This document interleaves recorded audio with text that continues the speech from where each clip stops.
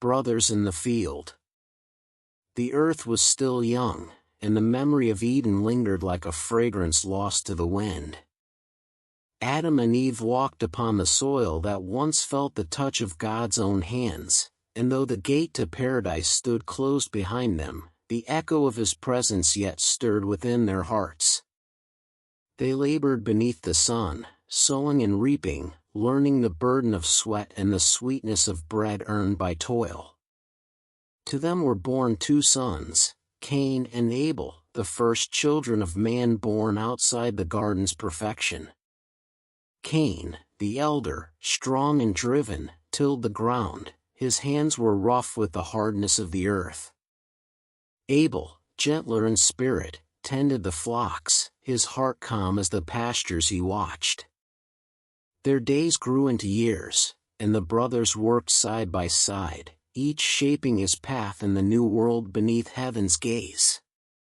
The seasons turned, the fields ripened, and both sons learned the rhythm of creation, that life demanded labor, and the fruit of labor demanded thanks. In the quiet of the morning, when the mist still lay upon the fields, Adam would gather his sons and speak of the Lord who had formed them. He told of the garden, of the river that divided into 4, of the tree of life and the voice that walked in the cool of the day. His eyes would dim with longing, and Eve would turn her face away, for the memory of Eden was both blessing and wound. Cain listened with a heart restless and proud, wondering why the God who made them so strong would also punish them with thorns. Abel, meanwhile, listened with quiet awe, feeling in every sunrise the mercy that still shone despite their fall. And so came the time when both sons sought to offer to the Lord the fruit of their labor. Cain brought from the ground the harvest of his hands, grains, fruits, and the yield of the soil. Abel brought from his flock the firstborn lambs, their wool white and clean, their life pure before God. They built an altar of stones, rough but sacred, and laid their offerings upon it. The smoke rose into the still air, curling upward like prayer. Cain's eyes followed the smoke of his sacrifice, heavy, dark, slow to rise. Abel's offering, by contrast, burned bright and clear, its flame leaping heavenward as though kissed by the breath of God. And the Lord looked with favor upon Abel and his offering, but upon Cain and his gift he did not look with pleasure. A silence fell across the field. The air seemed to thicken, and Cain's heart grew hot within him. His hands clenched the soil until it broke beneath his nails. He turned his face away from his brother, but the shadow of envy had already taken root. Why, his heart cried within him. Why should my work be less before God's eyes? Abel did not speak, for he saw in Cain's face the stirring of something dark and wordless. The ground that had received their labor now seemed to pulse beneath their feet, as though waiting for what was to come. That night, as the stars filled the sky, Cain lay awake, staring at the heavens. He remembered his father's voice, "From dust you are, and to dust you shall return." The words echoed like chains around his heart. Abel slept peacefully nearby, unaware that the first storm of human anger had already begun to form. Cain turned upon his side, his thoughts heavy and his pride wounded. Somewhere in the distance, a wolf howled, and the wind whispered through the fields, a sound that seemed to say his name. The earth was watching. Heaven was silent. And the story of man's struggle with sin was only beginning. The dawn came slow, spilling pale gold over the horizon as Cain stood in his field, his gaze fixed upon the place where his offering had burned and faded. The smoke had long since vanished, yet in his mind it still lingered, thick and heavy, reminding him that his gift had not pleased the Lord. The soil beneath his feet, once the promise of life, now felt cold and defiant. His hands, still calloused from labor, clenched into fists, and the earth that he had loved began to feel like an enemy. Each stalk of grain seemed to whisper against him, each rustle of wind carried the name of his brother. Abel's offering had risen like light, his smoke pure and straight, and Cain could not escape the memory of the divine glow that had touched his brother's altar. His heart churned, not with hunger or thirst, but with something deeper, a fire that fed upon pride and pain. He tried to reason with himself, but jealousy speaks louder than wisdom. It poisons slowly, whispering that justice has been denied. Cain walked toward the edge of his field, where the flock grazed in peace. He saw Abel kneeling among the lambs, his face calm, his lips moving in prayer. There was no pride in his brother, no boast in his eyes, only gratitude, and that pure humility wounded Cain more than any word could. How can he be loved more than I? Cain thought. Do we not both labor? Do we not both bleed beneath the sun? The question burned in him like iron. The Lord's silence felt cruel. He lifted his face to the sky, but the heavens offered no answer. His heart began to twist upon itself, and bitterness took root where faith once lived. Then the voice of the Lord came to him, gentle yet firm, echoing not from the heavens but from deep within his soul. Why are you angry, and why is your countenance fallen? If you do well, will you not be accepted? But if you do not do well, sin crouches at the door, its desire is for you, but you must rule over it. The words struck Cain's heart like thunder, but instead of softening him, they deepened his unrest. The warning was clear, yet his pride clouded his ears. He turned away, pacing the earth as if trying to outwalk the truth. The Lord had spoken, but obedience had become heavy, like a weight he refused to bear. As the sun rose higher, Abel came to him, his eyes bright with kindness. Brother, he said softly, the Lord's ways are beyond us. Perhaps this is not about our gifts, but about the heart that gives. Cain's jaw tightened. Do you think I gave less? Do you believe your flock's holier than my labor? Abel hesitated, his gaze gentle but firm. I believe that God sees what we cannot. He knows the depths of our hearts, Cain. His favor is not against you, only calling you to rise higher. The words, meant for peace, became like a spark to dry wood. Cain's anger flared. He turned sharply, his breath ragged. Enough! Keep your wisdom for your lambs. I will find my own way to please him. Abel stepped back, sorrow in his eyes. Brother, don't let your heart grow dark. The Lord still watches with mercy. But Cain's thoughts were no longer his own. The voice of envy was loud, drowning the voice of love. As the day stretched into afternoon, he wandered far from his field, his mind a storm of resentment. He saw his brother's shadow wherever he turned, in the flock, in the sky, in his dreams.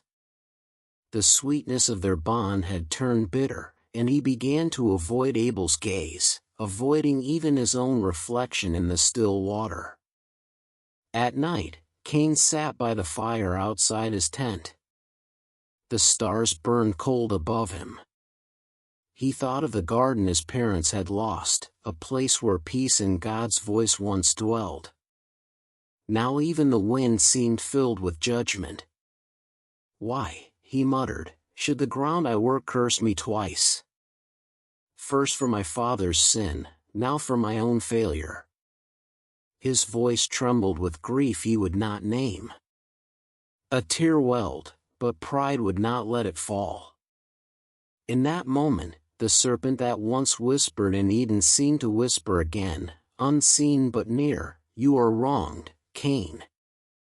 The Lord plays favorites. If he will not lift you up, lift yourself. Take what should be yours." The thought slid into him like a shadow slipping over light. He did not answer it aloud, yet his silence was consent. The seed was planted. He gazed across the plain where Abel's flock lay resting beneath the moon. The younger's voice carried faintly on the wind, a hymn of thanks to the God who had smiled upon him. Cain's heart twisted. He turned from the sound, pressing his hands to his ears, but the melody followed him, soft and pure. He rose, restless, pacing through the night until dawn broke once more. When the morning came, Cain's eyes were hollow, yet his jaw was set. The fire of jealousy had consumed gentleness, leaving only the ashes of pride. He looked upon his brother not as blood, but as the image of his own humiliation.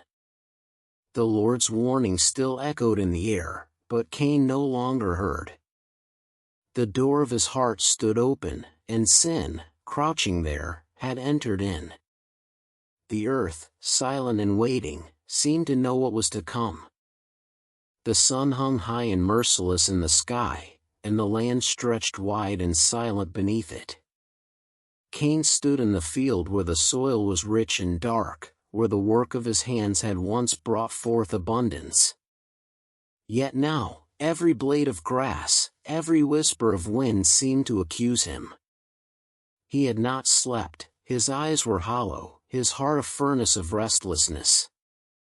The words of the Lord still echoed in his mind, "Sin crouches at the door, its desire is for you, but you must rule over it." But he had not ruled it. He had fed it, nurtured it, allowed it to grow until it became a voice of its own, louder than conscience, sharper than mercy. That morning, he called to his brother, his voice strained but steady.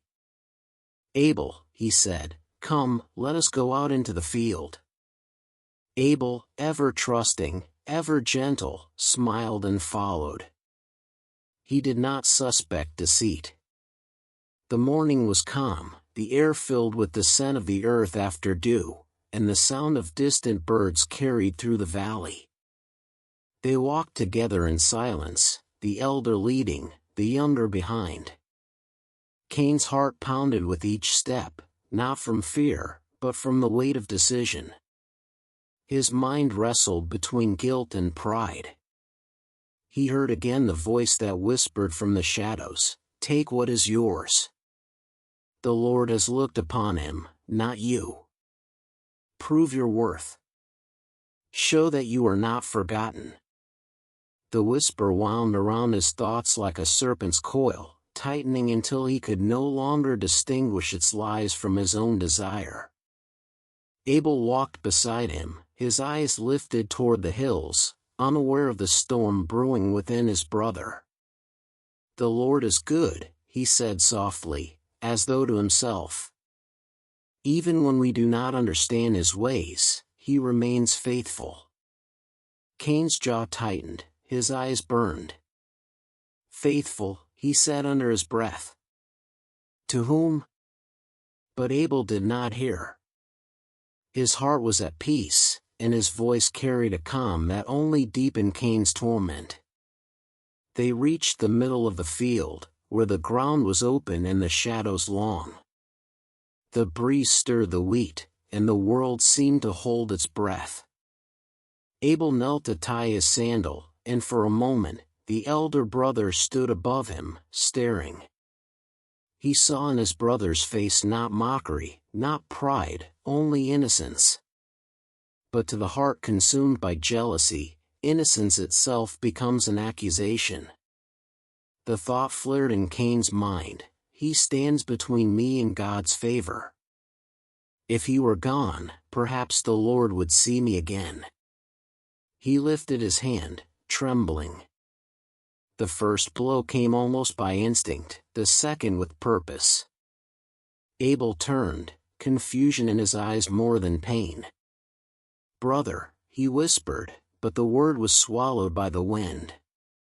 Cain's strength, fueled by wrath, fell upon him, and the field that once bore fruit now drank blood.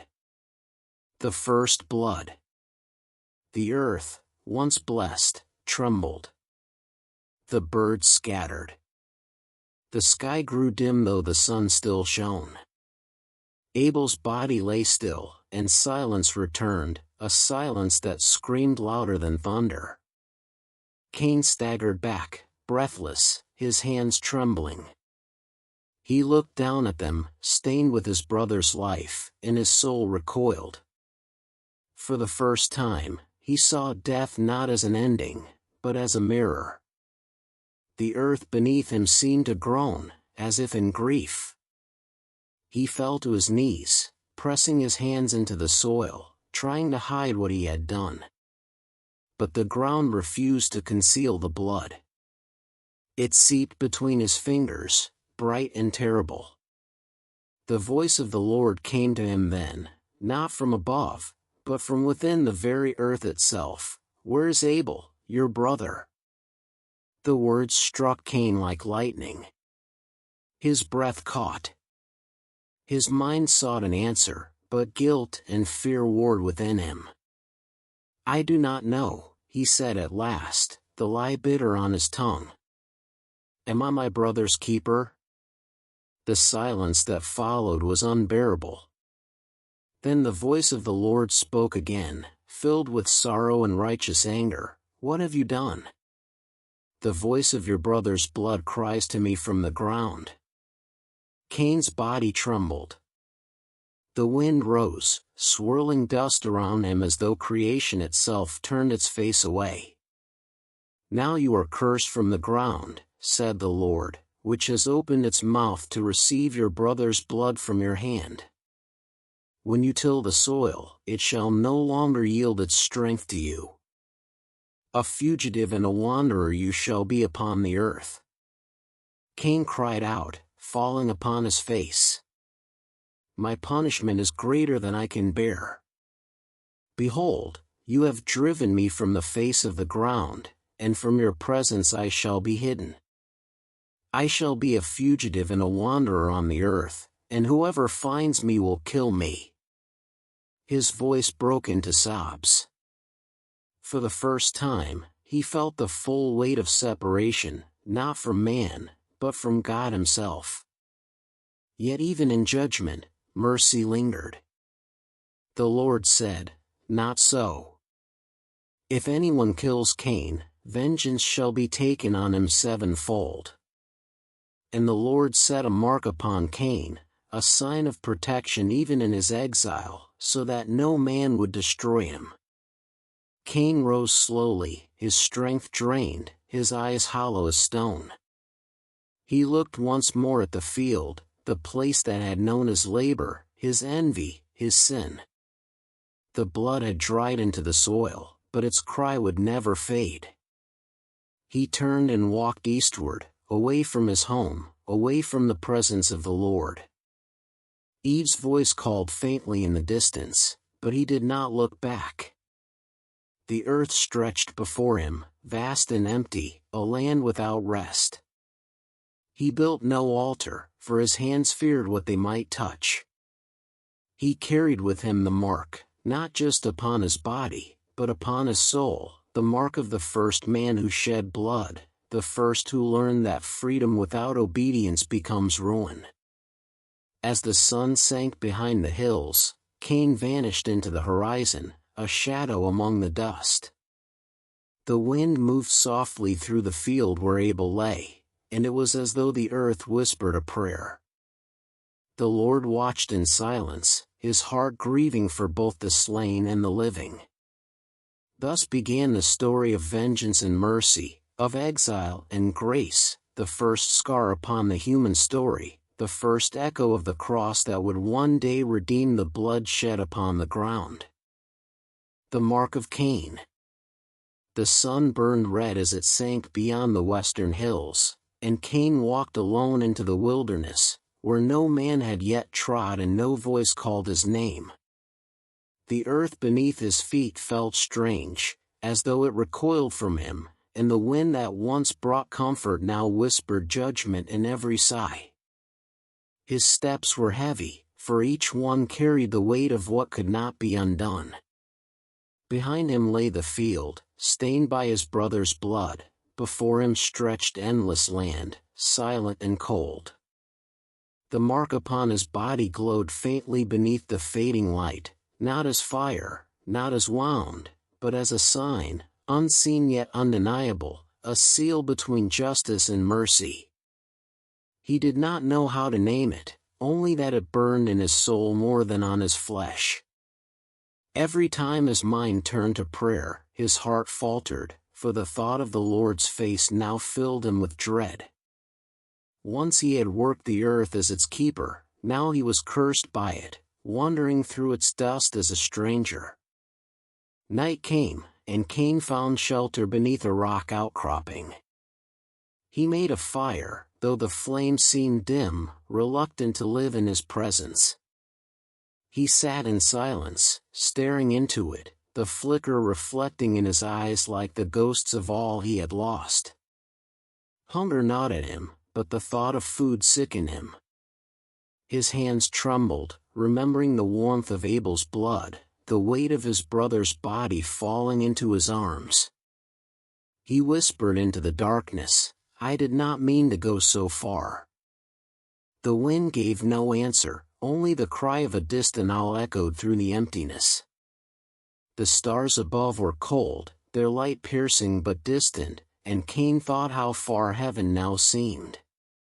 His heart was torn between fear and despair. He remembered the Lord's words, that no one would kill him, yet he feared that every sound in the night was the step of vengeance. He had become the first man to shed blood and the first to taste the loneliness of guilt. When morning came, he rose and continued eastward. The land changed slowly before him, from the furrow fields of his youth to dry plains and stony hills. His shadow followed him, long and thin, a silent reminder of the brother who would never rise again. Days passed, perhaps weeks, time blurred like water through his fingers. He met no one, for there were few yet upon the earth, and even the beasts seemed to avoid him. Sometimes he saw deer grazing at a distance, but when he drew near, they fled as though they sensed the mark upon him. At night, he dreamed of Abel, not as he had fallen, but as he once was, smiling, his voice gentle. In the dream, Abel called to him, but every time Cain reached out, his brother faded into mist. He would wake with tears on his face, though his heart had long forgotten how to weep. One evening, as he wandered through a valley where the air smelled of rain, Cain came upon a small stream. Its waters were clear, running over smooth stones, and for the first time in many days, he knelt to drink. As he looked into the water, he saw his reflection, gaunt, hollow-eyed, marked by sorrow. But there was something else, the faint glow upon his brow, the sign the Lord had given. It shimmered like light caught beneath the surface, and Cain recoiled. "Why do you mark me still?" he cried aloud. "If I am cursed, then let me be forgotten. If I am cast out, let me vanish from your sight." The echo of his voice rolled through the valley, fading into silence. Yet within his heart, another voice spoke, not loud, but certain. "You are not forgotten, Cain. Though your sin is great, my mercy is greater still. You will live, that the earth may remember." He froze, trembling, unsure if it was real or his mind deceiving him. But the peace that followed was unlike the torment of his thoughts. For the first time since the field, he felt not judgment, but something like pity. He rose and built a small altar of stones beside the stream, though he dared not light a fire upon it. He whispered, "I am still seen," and the words, though fragile, felt like a confession. He began to walk again, following the water's path eastward until it led him to a wide plain. There he stopped, for he felt the urge to remain. The mark burned faintly once more, but not in pain, rather as a command to stay. He named the place Nod, the land of wandering, for his soul would wander there all his days. He built a shelter of stone and branches, and for the first time since his exile, he slept without fear. Years passed, and Cain learned to live within his solitude. He tilled the ground though it yielded little, and he hunted when hunger drove him to it. The earth no longer responded with the same richness it had before, but life still came forth, enough to sustain him. In time, he took a wife, one of the daughters born to Adam and Eve after his exile, and they bore children. The mark still glowed upon him, a warning and a promise to all who saw. And though he did not return to the presence of the Lord, he began to teach his sons the weight of sin and the cost of anger. "Do not let envy dwell in your hearts," he would tell them, his voice heavy. "It grows like fire and consumes all that is good." He built a city, the first of its kind, naming it after his son Enoch. The sound of hammers echoed where once there had been only silence, and life took root even in the land of the cursed. Yet though the city grew, Cain's heart never found peace. Sometimes at dusk, he would walk beyond its walls and look toward the west, where the sun sank beyond the hills. In its fading light, he thought he saw Abel standing there, smiling, his figure bright as the morning he had lost. Cain would bow his head, whispering words he had never spoken aloud, "Forgive me." The wind would rise, carrying no answer but the scent of distant fields. So the man who was the firstborn of all creation became also the first wanderer, the first builder, the first bearer of guilt. His name was a warning, his mark a mystery, and his life a testimony that even judgment may carry mercy. For though he had slain his brother, the Lord had spared him, not to bless his sin, but to remind the generations to come that vengeance belongs to God alone. And thus, beneath the unending sky, Cain lived, not redeemed, not forsaken, but forever between the two, walking the line where punishment meets grace. The land of Nod. The years drifted like dust across the face of the earth, and Cain's exile turned into a life that no longer felt like punishment but an existence bound to the rhythm of the wilderness. The land of Nod lay east of Eden, where the sun rose fierce and the nights whispered with unseen spirits. The ground was dry, reluctant to yield fruit, yet Cain learned to draw life from its barrenness. His hands, once cursed, became clever. He built walls from stone, tools from bronze, shelters from the timber of far valleys. He no longer looked toward heaven for favor but toward the earth for endurance. In the stillness of the plain, he began to shape what no man had made before, a place to belong in a world that no longer welcomed him. His wife bore him a son, and he named him Enoch, meaning dedicated. In that name, Cain sought redemption of a kind, that what he built might outlive his guilt, that through his seed something good might remain of him. He raised altars not for sacrifice but as markers of memory, for the fire upon them was not holy flame but the light of human defiance. He taught his son to till, to hunt, to build. Together they laid the foundation stones of the first city. There was no song of angels in its making, only the clang of stone against stone, the first echoes of man's ambition apart from God. Yet Cain felt pride as he watched its walls rise, the labor of his curse turned into creation. He thought, perhaps this is what it means to bear the mark and live. The people who gathered near his dwelling were few at first, wanderers, children born from Adam's other line, those who sought refuge or purpose. To them Cain became both builder and teacher. His face bore the mark that none could mistake, and so they feared him, yet his wisdom was deep, born from the fire of judgment. We are dust, he would tell them, but dust can shape the world if it does not forget its pain. And so they built with him, and the city grew.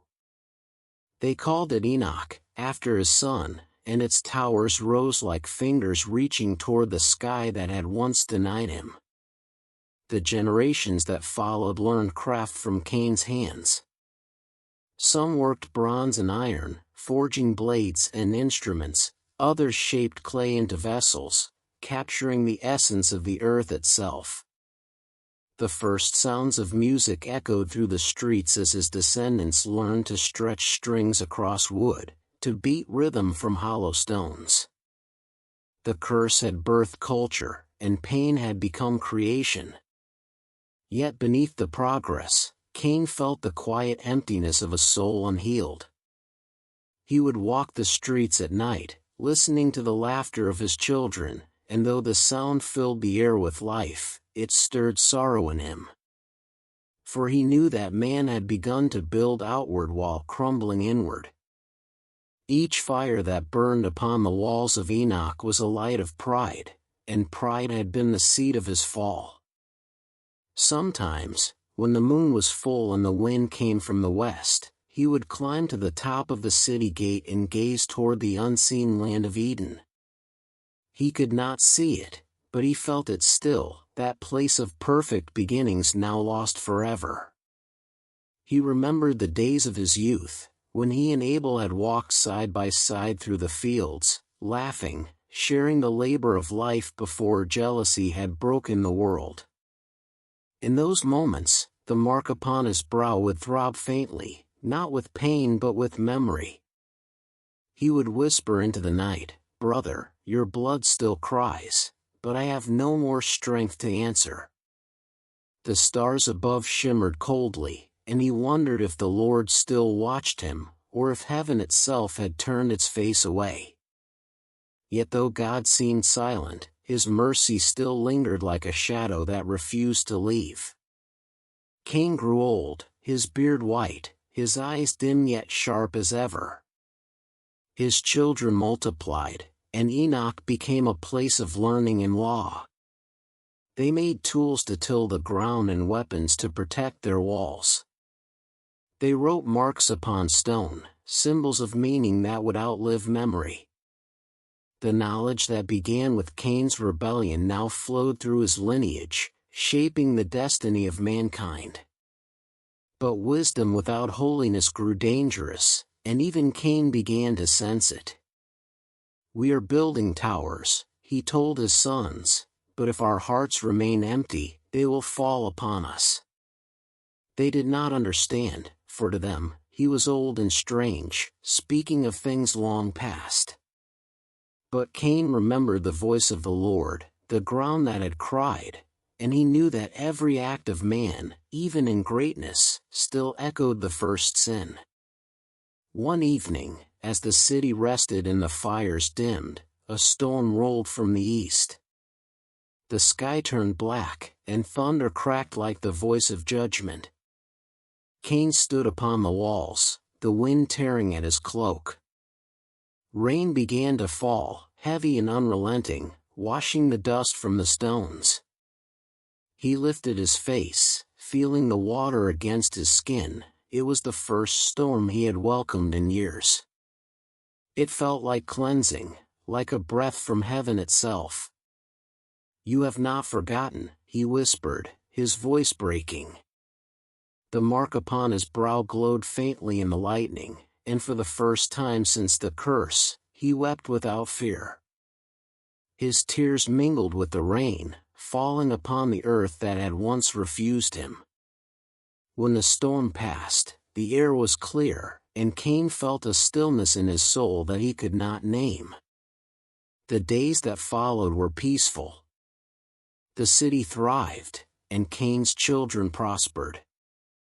He spent his last years teaching them to remember, not his name, but the lessons of it. Do not let anger rule you, he would say. Do not build without conscience. Every wall must have a prayer within it. His voice, once harsh, had softened with age. When his time came, he lay upon his bed, surrounded by his sons and daughters. He placed his hand upon Enoch's head and said, "Let the mark upon me be a warning, not a curse upon you. The Lord who spared me may yet spare all who seek him." Then he closed his eyes, and his breath faded like the wind over the fields of his youth. The people of Enoch buried him beyond the walls, beneath a great stone, and upon it they carved a single line, "From blood came wisdom, from mercy came life." The rain fell softly that night, and the earth, though cursed, received him gently. Thus ended the life of Cain, the first wanderer, the first builder, the first man to learn that even in exile, God's hand may still guide. And though his story began with sin, it ended with the faint light of understanding, that no man, however far he falls, can walk beyond the reach of divine remembrance. Sons of Cain. The city of Enoch stood firm beneath the rising sun, its walls glowing like bronze in the morning light, and within those walls the children of Cain multiplied and spread across the plain. The sound of labor and laughter filled the streets, the ring of hammers on stone, the voices of builders and farmers echoing beneath the sky. Cain's sons and their sons after them carried his mark not upon their flesh but within their ways, the restless fire that drove them to create, to shape, to rule. Though they spoke of God in hushed tones, few still sought his presence. The world they were making belonged to the hands of men. Enoch, the firstborn, grew into a leader wise and stern, one who remembered the warnings of his father.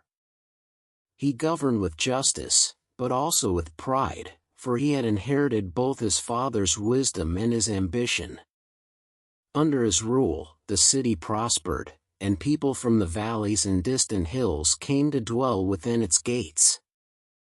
They built houses of stone and adorned them with carvings of animals and stars. They fashioned gardens in the desert and drew water from the deep earth. From Cain's curse came ingenuity, and from his sorrow came civilization. In time, Enoch's sons also multiplied, and among them were men of great skill.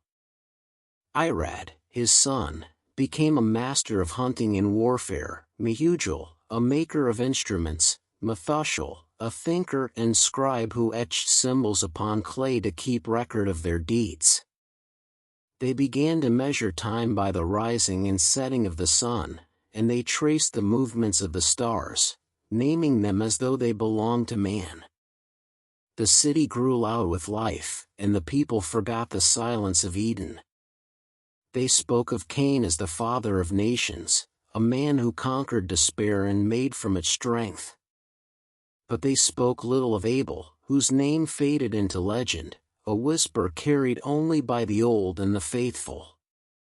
Yet among the wise, there remained a few who remembered their forefathers' warning, that pride had once slain love, and that blood had once cried from the earth. Among the craftsmen of Enoch was a man named Jubal, a descendant of Methuselah. He was the first to shape melody from silence, stretching strings upon wood and striking them with rhythm. The sound he made was unlike anything the world had heard, soft as the wind in the fields, deep as the echo of the earth. His brother, Tubal, forged metal with fire, shaping iron into plowshares and spears. From their hands came both creation and destruction, and mankind learned to tame the elements that once ruled him. In their music and their tools was the reflection of God's image, creative, powerful, unending, yet the hearts that wielded them grew far from the one who had given such power.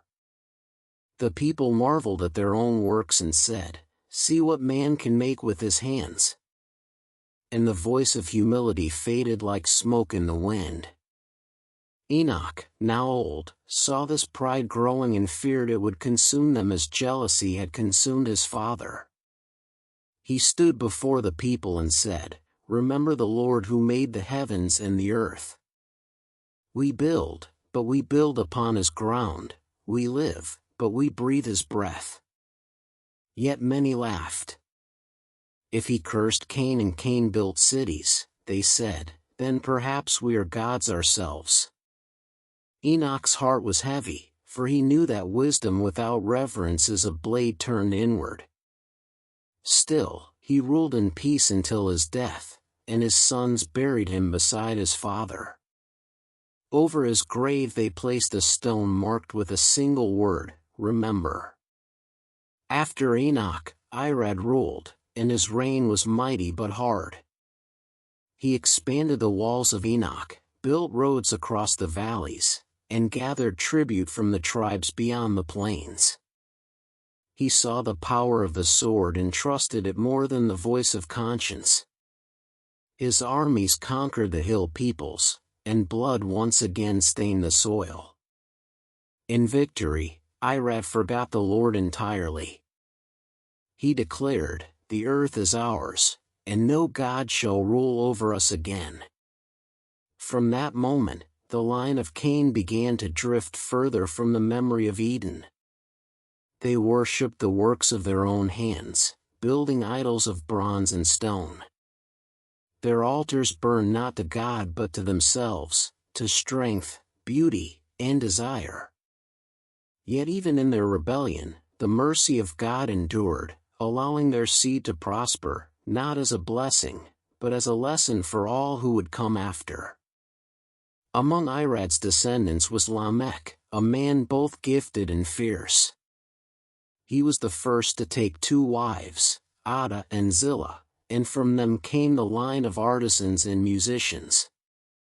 His son Jabal lived in tents and raised cattle, mastering the herds of the earth. His brother Jubal became the father of music, and Tubal-Cain, the master of bronze and iron, became the first smith, shaping weapons sharper than the teeth of beasts. Under Lamech, the city of Enoch shone brighter than ever, but its heart grew dark. Violence spread across the land, and where once men built for survival, now they built for power. Lamech himself sang a song of pride, saying to his wives, "I have slain a man for wounding me, a young man for striking me." If Cain is avenged 7-fold, then Lamech 77-fold. His words were both boast and curse, for in them echoed the sin of his ancestor, anger clothed in strength, vengeance disguised as justice.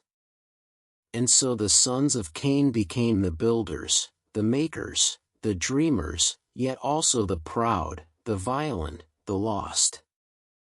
Their cities multiplied, their arts flourished, and their wisdom deepened, but the voice of God was distant. The mark of Cain had faded from sight, yet its meaning lived in every man who placed his trust in his own hands rather than his Creator. Still, beyond the walls of Enoch, in the valleys and quiet places, there remained others, the children of Seth, born from Adam's later years, who still called upon the name of the Lord. Between these 2 lines, light and shadow began to divide, and the story of mankind turned toward a destiny that neither could yet see. The sons of Cain looked upon their city and said, "We have risen higher than the curse." But heaven, silent and patient, watched as man built his kingdom upon dust. The hammer struck, the music played, and the first civilization thrived, yet beneath its beauty, sin waited still, crouching at the door as it had for their father. Thus the legacy of Cain endured, a warning written in stone, that man's greatness without God is only the echo of his fall. The City of Enoch. The City of Enoch stretched wide across the plain, its towers glimmering in the light of dawn like the crowns of kings. From a single dwelling of stone it had grown into a vast city of streets and markets, gardens and workshops, where the murmur of men never ceased. Smoke rose from countless forges, and the music of Jubal's descendants drifted through the air like a river of sound. The people marveled at what they had made and said, "We are the masters of the earth, and nothing is beyond our reach." The words of Cain, their father, had turned into prophecy. Man had learned to build without God, to dream without faith, to seek eternity through his own hands. In the streets of Enoch, wisdom and pride walked side by side, clothed in splendor and shadow. The young learned the crafts of their fathers, smithing, song, writing, farming, trade, and none spoke any longer of the Lord who had formed their dust. The old who still whispered his name were mocked as fools who feared ghosts of a forgotten Eden. The city shone with beauty and wealth.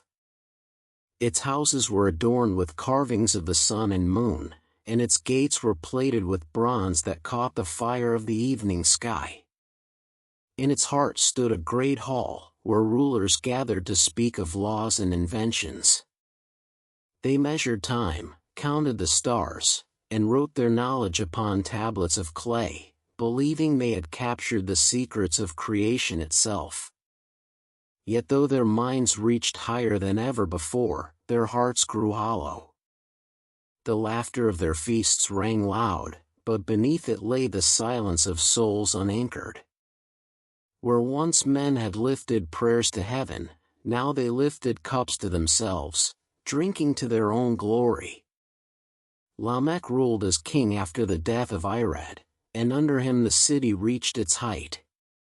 He was a man of brilliance and fury, his voice commanding, his mind sharp as the blades forged by his son Tubal-Cain.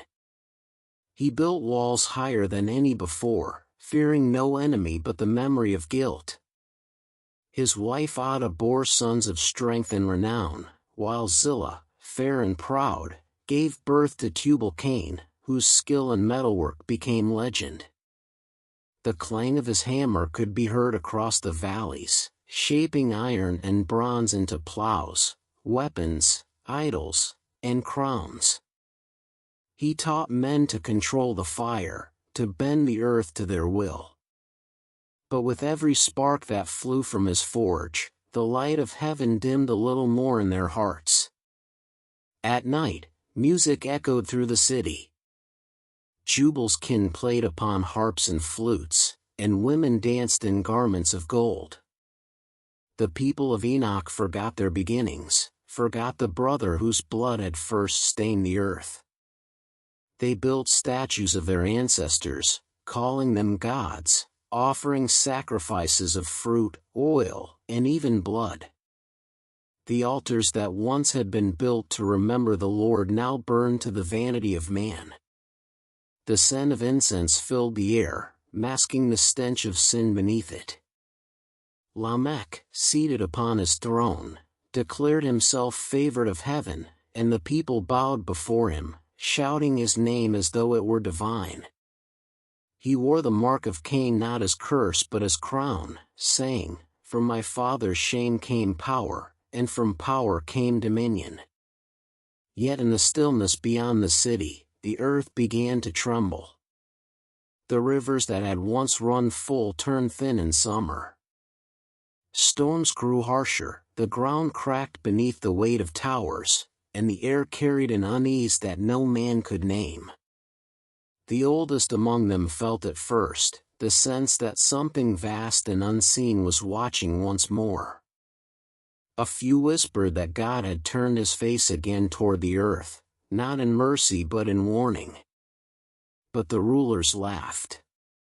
"Let the heavens rage," they said. "We have built our own paradise." The mark of Cain had become a symbol of pride, not repentance. In those days, one of Lamech's sons dreamed a dream. He saw a shadow rise over the city, vast as a mountain, and heard a voice like thunder say, "The blood of your fathers still cries from the ground." When he awoke, his heart trembled, and he went to his father to tell him. But Lamech dismissed him with a wave. Dreams are for the weak. We rule by strength, not fear. Still, the young man could not shake the vision. He walked beyond the city walls and gazed at the stars, wondering if heaven still listened. The wind moved softly, carrying the distant sound of thunder, or perhaps something more. As the years passed, the city's greatness became its burden. The walls that once protected them now imprisoned their pride. Men quarreled for power, kings rose and fell, and families turned upon one another. The mark of Cain had been passed not through skin but through spirit, a wound inherited by every man who sought glory without grace. And though the people could not see it, their age of brilliance had begun to fade. Their songs became louder to drown the silence within, their feasts grander to forget their emptiness. But the Lord was not blind to their hearts. Far away, in the hills beyond Nod, where the descendants of Seth called upon the name of God, there were whispers of the corruption spreading through the sons of Cain. They build towers to the sky, said one. They make idols of their hands, said another. But the Lord will not be mocked forever. The children of light watched from afar as the children of pride built their world of stone and flame. Two lines, two destinies, one reaching upward in prayer, the other outward in ambition. In the stillness of one twilight, when the sun bled red over the plain, an old woman of Enoch stood at the gate and looked westward. Her eyes were dim, yet she saw what others could not, a faint glow, like the reflection of something holy far beyond the horizon. She whispered, "The garden is not lost. Only forgotten." Her words were carried away by the wind, lost amid the sound of hammers and harps. But heaven heard. The city glittered beneath the stars, proud and bright, unaware that its splendor was the flicker before the shadow. And though the people called it eternal, the Lord, in his silence, had already written its end. For every generation that builds upon pride must one day face the weight of truth, and every tower that reaches for heaven must one day fall before the one who made the sky. Thus the city of Enoch stood, radiant, powerful, and doomed, the cradle of human greatness and the echo of its first fall. Its stones would crumble, its songs would fade, but its legacy would endure, the tale of man's desire to rise higher than God, and of the mercy that still watches even from afar. The shadow of pride. The city of Enoch had reached the height of its splendor, yet within its walls the first cracks began to form, unseen but deep. Pride had blossomed like a golden flower, beautiful to the eye but poison at the root. The sons of Cain no longer remembered humility, their hearts beat to the rhythm of ambition and envy. Each man sought greatness, not by serving but by conquering, and the spirit of their father's jealousy stirred again among them. The forges blazed night and day, spewing smoke that darkened the sky, and the people said, "This is the breath of our power." But the earth groaned beneath their feet, weary of the hands that had forgotten their Maker. Lamech, now old but still fierce, ruled with iron command. His sons quarreled for his throne, each claiming the right of succession, and whispers of rebellion began to stir like serpents beneath the stones of Enoch's streets. In those days, Tubal-Cain's weapons grew sharper, stronger, more deadly.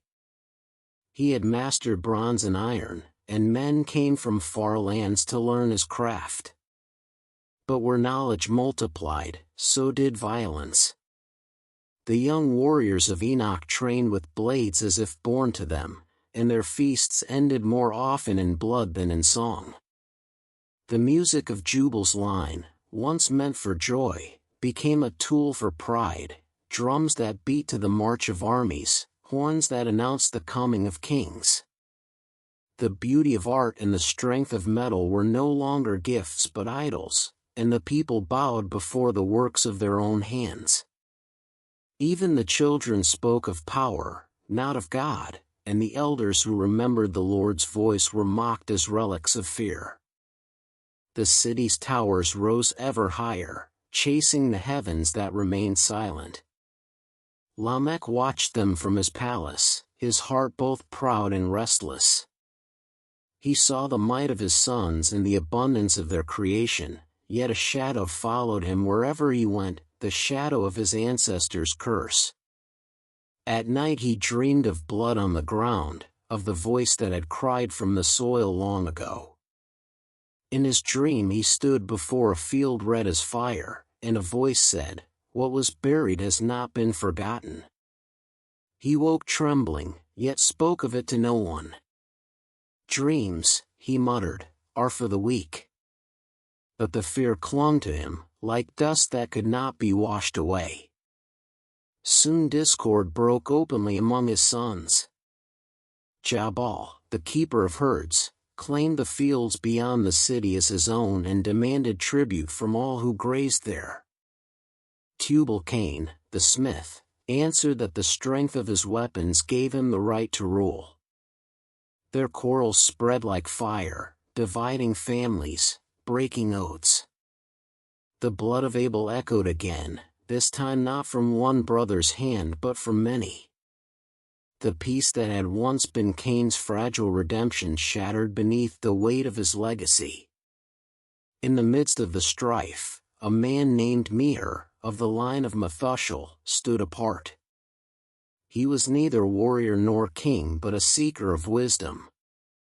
He wandered the edges of Enoch and saw the emptiness that wealth could not fill. "Man has built towers," he said, "but they are only shadows that fall upon his own heart." He spoke of the Lord whom the old ones still whispered about, and a few listened, but most turned away. "The God of our fathers abandoned us," they said. "We have made our own paradise."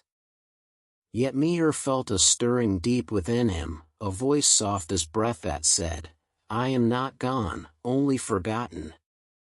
He began to write upon clay the stories of the past, of Adam and Eve, of Cain and Abel, so that the truth would not vanish beneath the songs of pride. As years passed, the divisions in Enoch deepened. The people began to worship the spirits of their ancestors, offering blood sacrifices to the shades of kings. They believed the souls of the mighty ruled from the stars and could grant victory in war. The altars once built for gratitude became thrones of fear, and darkness took root in their worship.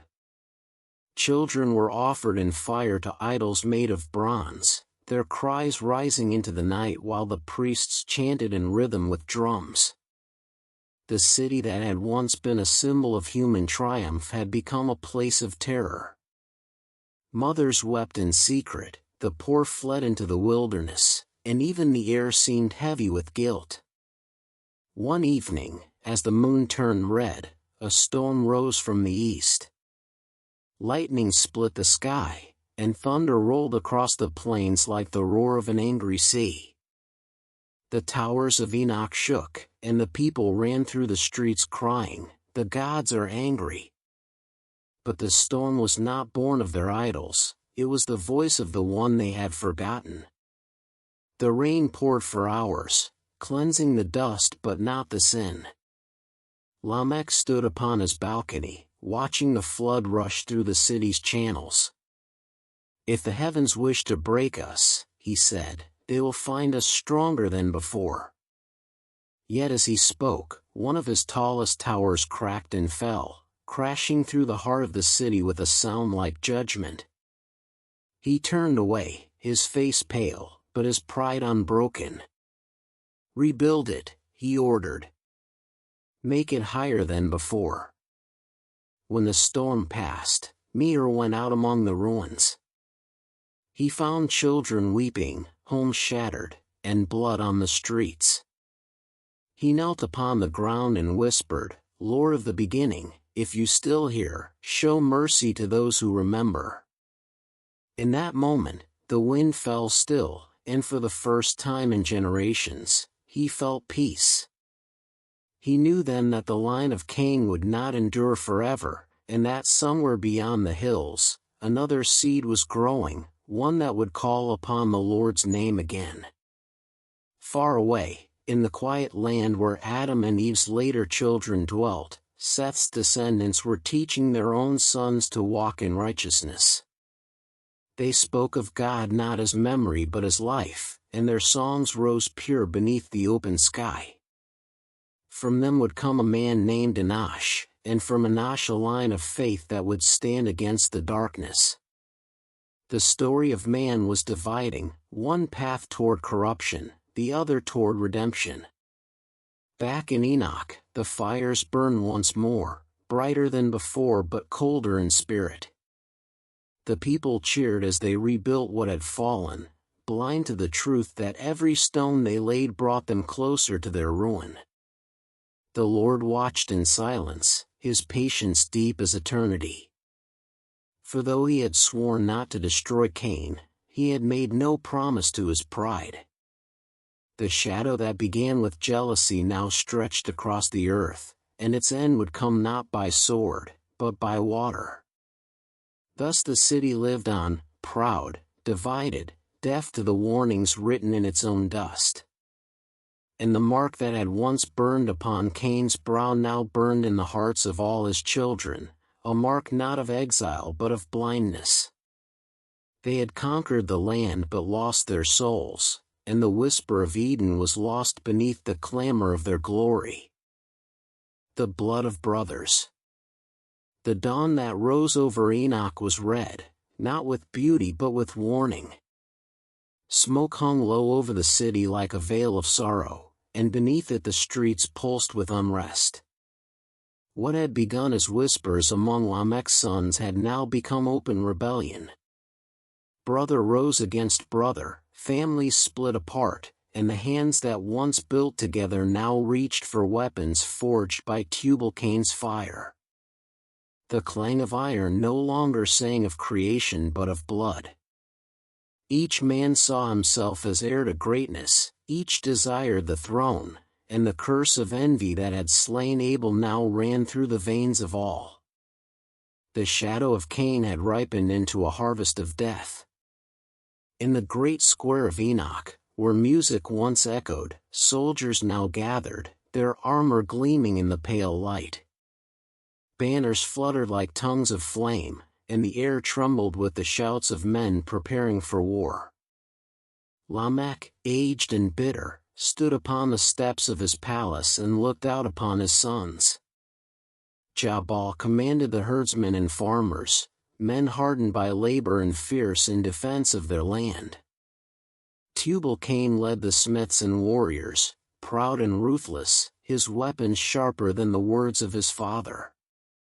Between them lay a city ready to devour itself. "My sons," Lamech cried, his voice hoarse with rage, "will you destroy what your fathers built? Will you spill your own blood to rule a city already cursed?" But neither answered, for both believed their cause was righteous.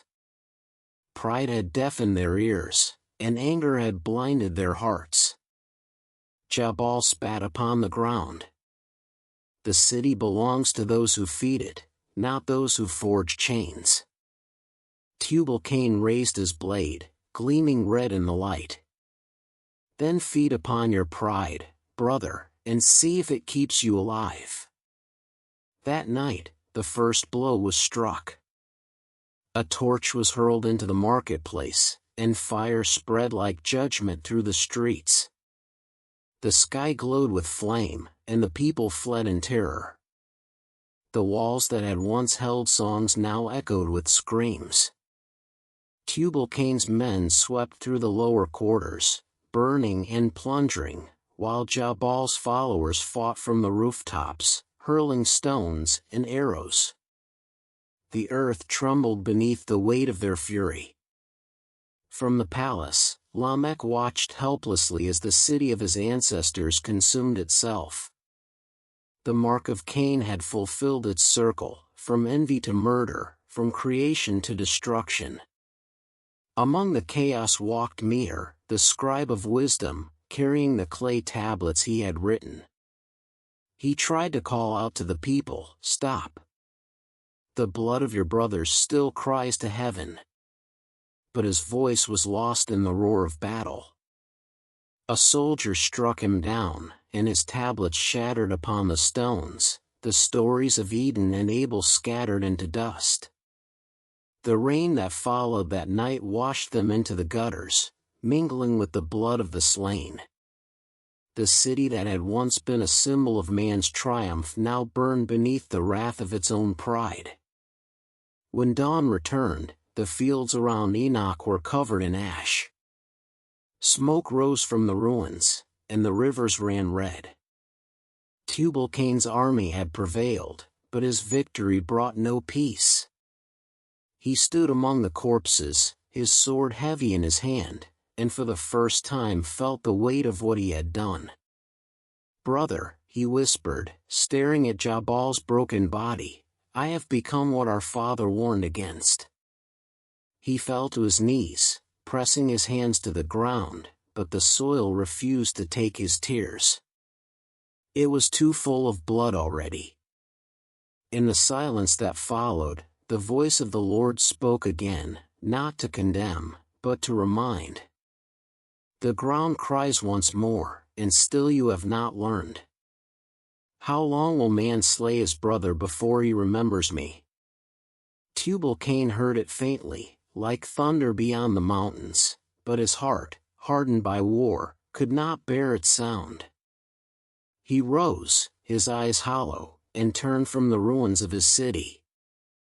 Behind him, the flames devoured what remained of Enoch. Before him lay the wilderness, vast and empty.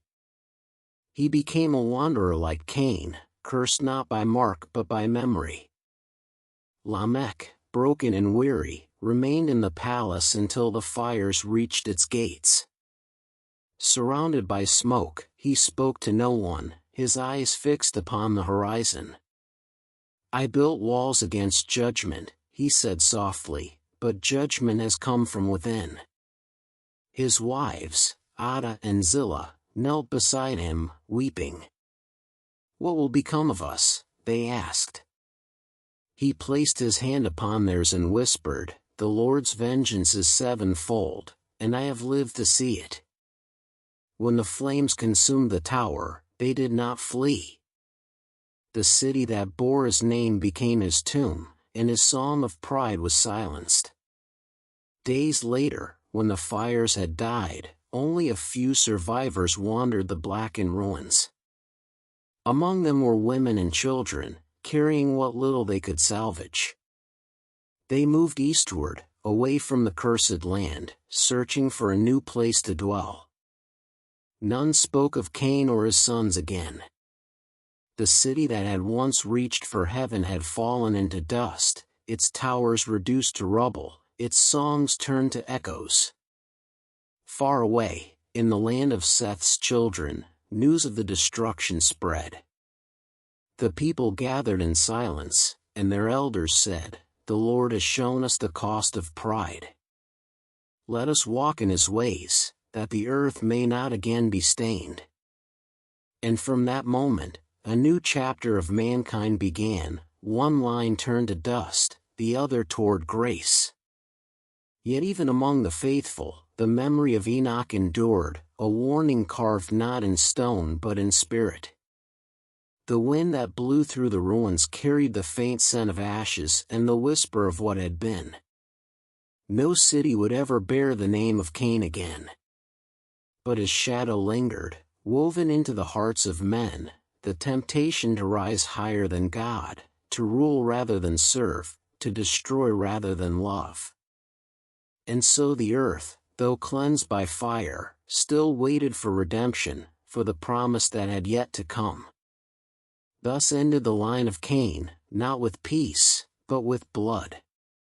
The city of man's pride fell by man's own hand, and the ground once more drank the sorrow of brothers. The Lord looked upon the ruin and was silent, for mercy still had its hour to come. The world turned, and from the ashes of rebellion, the first light of hope began to stir in the land of Seth, where faith would rise again like the dawn after the longest night. The Line of Seth. The earth lay quiet after the fall of Enoch, its smoke rising like the breath of sorrow into the heavens. Where once stood towers and songs, now only ruins whispered the tale of man's pride. The rivers ran dark for many seasons, and the soil bore the memory of blood. But far from that cursed land, beyond the mountains and the shadow of Cain's city, a gentler people lived, the children of Adam through his son Seth. Here the fields were still green, and the air carried the peace of obedience. For though the curse of Eden still lingered upon all mankind, in the line of Seth faith had not been forgotten. Adam, now old and weary, dwelt among them still, his hair white as the dawn, his eyes filled with both grief and wisdom. He had buried one son and lost another to exile, but through Seth he saw the mercy of the Lord renewed. For God has appointed me another seed instead of Abel, whom Cain slew, he would say, and his heart, though scarred, found comfort again. Seth was a man of quiet strength and reverent spirit. He labored in the fields, offered the first fruits of his harvest upon altars of stone, and taught his children to call upon the name of the Lord. His hands were rough like his father's, but his voice was soft when he spoke of heaven. The Lord's face still shines upon the earth, he would tell them. Even though the gates of Eden are closed, his mercy walks among us still. The people gathered when he prayed, and for the first time since Abel's death, songs of worship rose again to heaven. It was said that when Seth lifted his voice, even the wind grew still to listen. His wife bore him a son, and he named him Enoch, meaning mortal man, to remind his descendants that they were dust and breath, dependent upon the will of God. In the days of Enoch, men began once more to gather and worship openly, building small sanctuaries of stone beneath the open sky. They did not raise towers to their own names, nor idols to their own image, but humble altars upon which they offered the fruit of the land and the firstlings of their flocks. Smoke rose pure into the air, as Abel's offering once had, and the Lord looked upon it with favor. The people of Seth did not forget the past. Around the fires at night, they told their children the story of Cain and Abel, of Eden and the fall, not as myth but as warning. Sin crouches still, they would say, but the Lord is our keeper. Walk humbly before him, and the ground shall yield peace. Adam would sit among them, his face lit by the glow of the fire, and speak of the garden. His voice trembled when he described the rivers that flowed from the tree of life, the light that needed no sun, and the voice that walked with him in the cool of the day. Do not long for the garden, he told them, but for the presence of the one who made it. For he has not forsaken us, though we are far from his gate. His words became the foundation of their faith, that the Lord, though unseen, was near to those who sought him in truth. As generations passed, the people of Seth grew in number and wisdom. They built no cities like those of Cain's line, but villages near rivers and groves, where they lived in peace. They tilled the earth with patience and shared its fruits with gratitude. Their songs were simple, their prayers sincere. They looked to the heavens not with defiance but with hope, believing that one day the Lord would redeem what had been lost. Children were taught to begin and end each day in prayer, and every home became a place of worship. Their altars did not smoke with pride but glowed with faith. And though they too faced sorrow, they did not curse the heavens, for they knew that pain was the teacher of humility. Enoch grew into a man of wisdom, much like his father. He often climbed the hills to pray at dawn, watching the light spread over the world. "The Lord has not forgotten us," he would whisper. "He waits for us to remember him." Under his guidance, the people of Seth began to record the names of their fathers, preserving the story of the world from creation. They carved upon stones the lineage of Adam, that future generations might know their beginning. From Enoch descended men of faith, Cainan, Mahalalel, Jared, and others whose names would one day echo through sacred history. Each generation built upon the faith of the last, walking not by pride but by promise. But even as righteousness grew among the children of Seth, the world around them darkened. Wanderers from the ruins of Enoch began to drift into their lands, men and women hardened by exile, still bearing the spirit of Cain. Some came seeking refuge, others seeking power. The children of Seth welcomed them at first, offering food and rest. But the ways of pride are like embers buried beneath the ash; when stirred, they burn anew. Slowly, the purity of Seth's line began to mix with the ambition of Cain's descendants. The songs of worship mingled with songs of vanity, and men began to dream of greatness again. Yet through it all, a remnant remained faithful, those who remembered the words of Adam and the promise of the Lord. When Adam died, he was 930 years old. His children buried him upon a hill overlooking the fields he had once tilled, and they wept not only for their father but for the world he had lost. As the sun set that evening, Seth stood beside the grave and prayed aloud, "O Lord, Creator of heaven and earth, receive the breath you first gave. Teach us to walk in your ways until you open again the gate of life." A wind rose gently, stirring the grass, and the people felt the peace of heaven descend upon them. It was said that a light shone faintly upon the hill that night, not of fire, but of grace. Thus the line of Seth began, the line of faith and remembrance.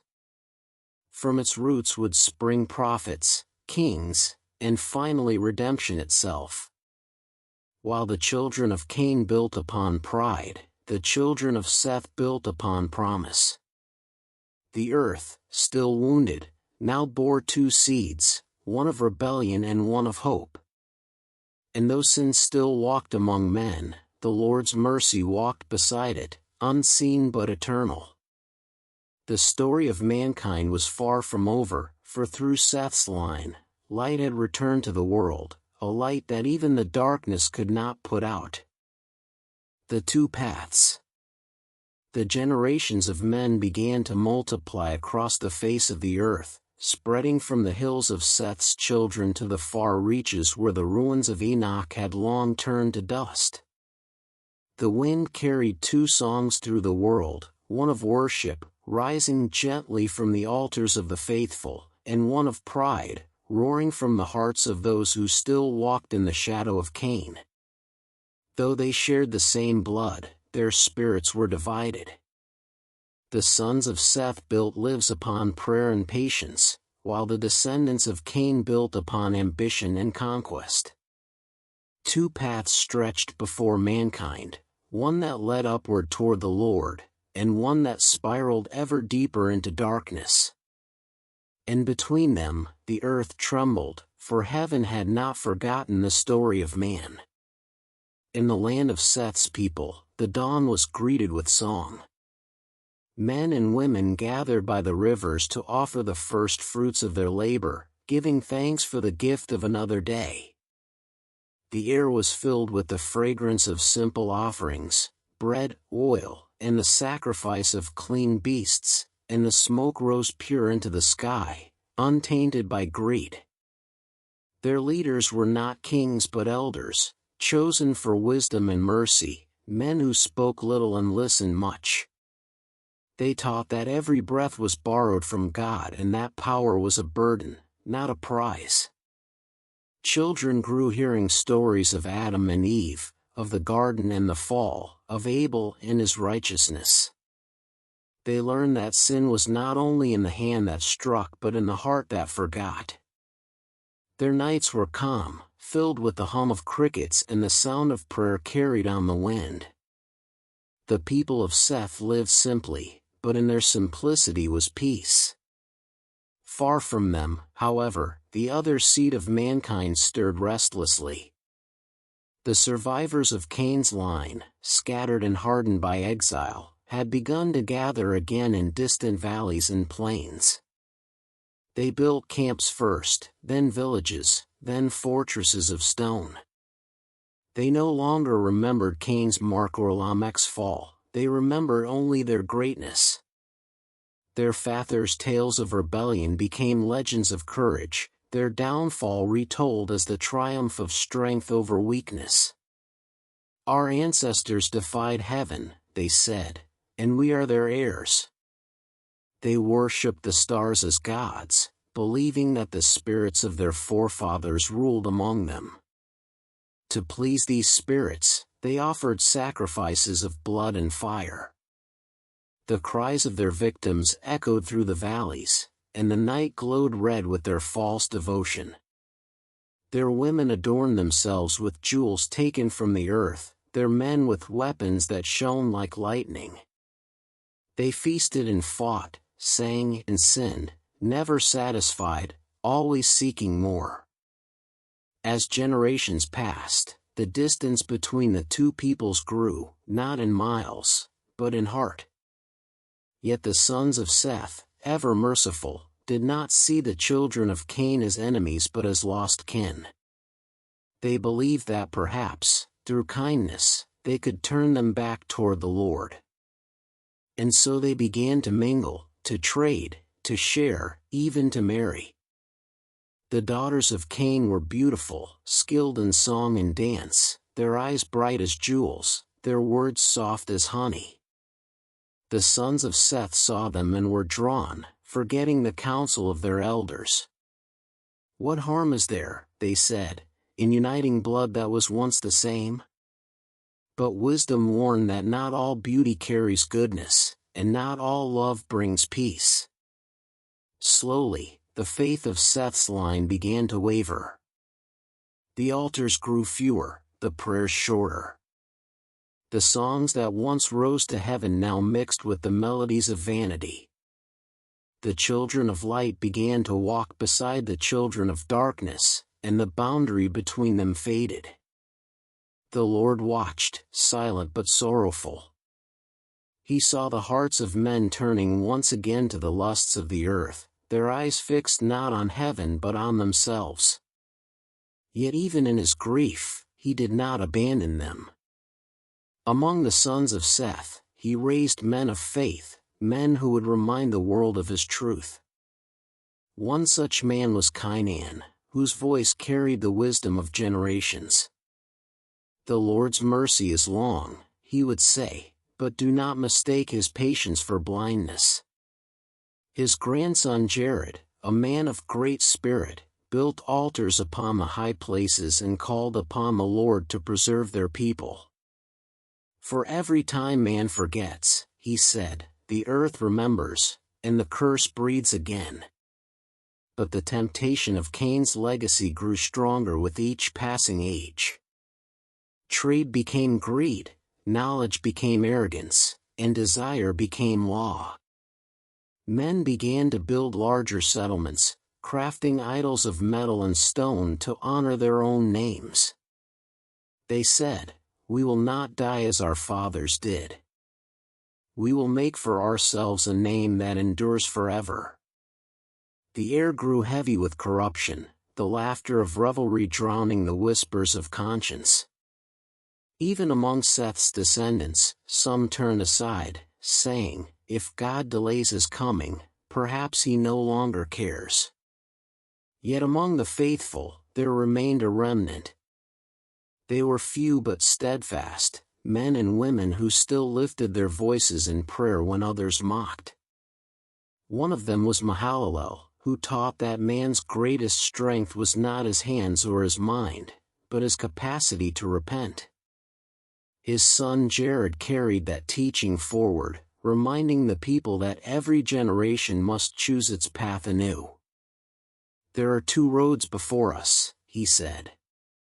"One leads to the dust of pride, the other to the light of mercy. Choose wisely, for the Lord is patient, but his patience is not without end." His words echoed through the valleys, reaching even those who no longer believed. In those days, the world seemed full of both beauty and decay, fields ripe with fruit beside cities full of violence. The children of Cain hunted beasts and men alike, the children of Seth tended flocks and prayed for peace. But the line between them was blurring fast. The sons of Seth who took wives from Cain's descendants found their children stronger, taller, fiercer than before, but their hearts grew distant from God. They called themselves the mighty men, the lords of the earth, and they ruled with pride. The shadow that began in Cain's heart now stretched across all mankind, darkening even the faithful. The Lord beheld it all, the mingling of good and evil, the rise of power without love, and his spirit was grieved. Yet even then, mercy remained. For among the children of Seth, one would be born who would walk with God as Adam once did, and through him the world would remember again what it meant to be holy. The two paths were set, one descending into darkness, the other rising toward light. And heaven waited, watching, as man chose which road he would follow. The sons of God. As generations passed, the children of Seth continued to grow in number and wisdom, spreading through valleys and over hills. They tilled the soil with gratitude, built homes near rivers, and raised their children in the fear of the Lord. But in time, the purity that had marked their fathers began to fade. The children of Cain, wanderers, builders, and seekers of power, had not vanished. Their descendants spread across the plains, forming great settlements that shimmered beneath the sun like crowns of stone. Their music filled the air, their craftsmanship dazzled the eyes, and their women were beautiful, clothed in jewels and pride. And the sons of Seth, whose hearts were once devoted to the Lord, looked upon them and were drawn by what they saw. It began quietly, a few men venturing beyond the mountains, curious to see the lands their ancestors had once feared. They returned speaking of wealth, art, and splendor. "They have forgotten the Lord," said the elders, "but they have not forgotten beauty." Soon more followed, their eyes caught by the glitter of what Cain's line had built.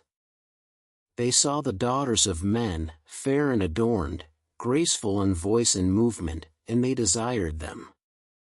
The daughters of Cain welcomed them with songs and laughter, for the sons of Seth were strong, noble, and pure. Marriages were made, and the two bloodlines that the Lord had set apart were joined.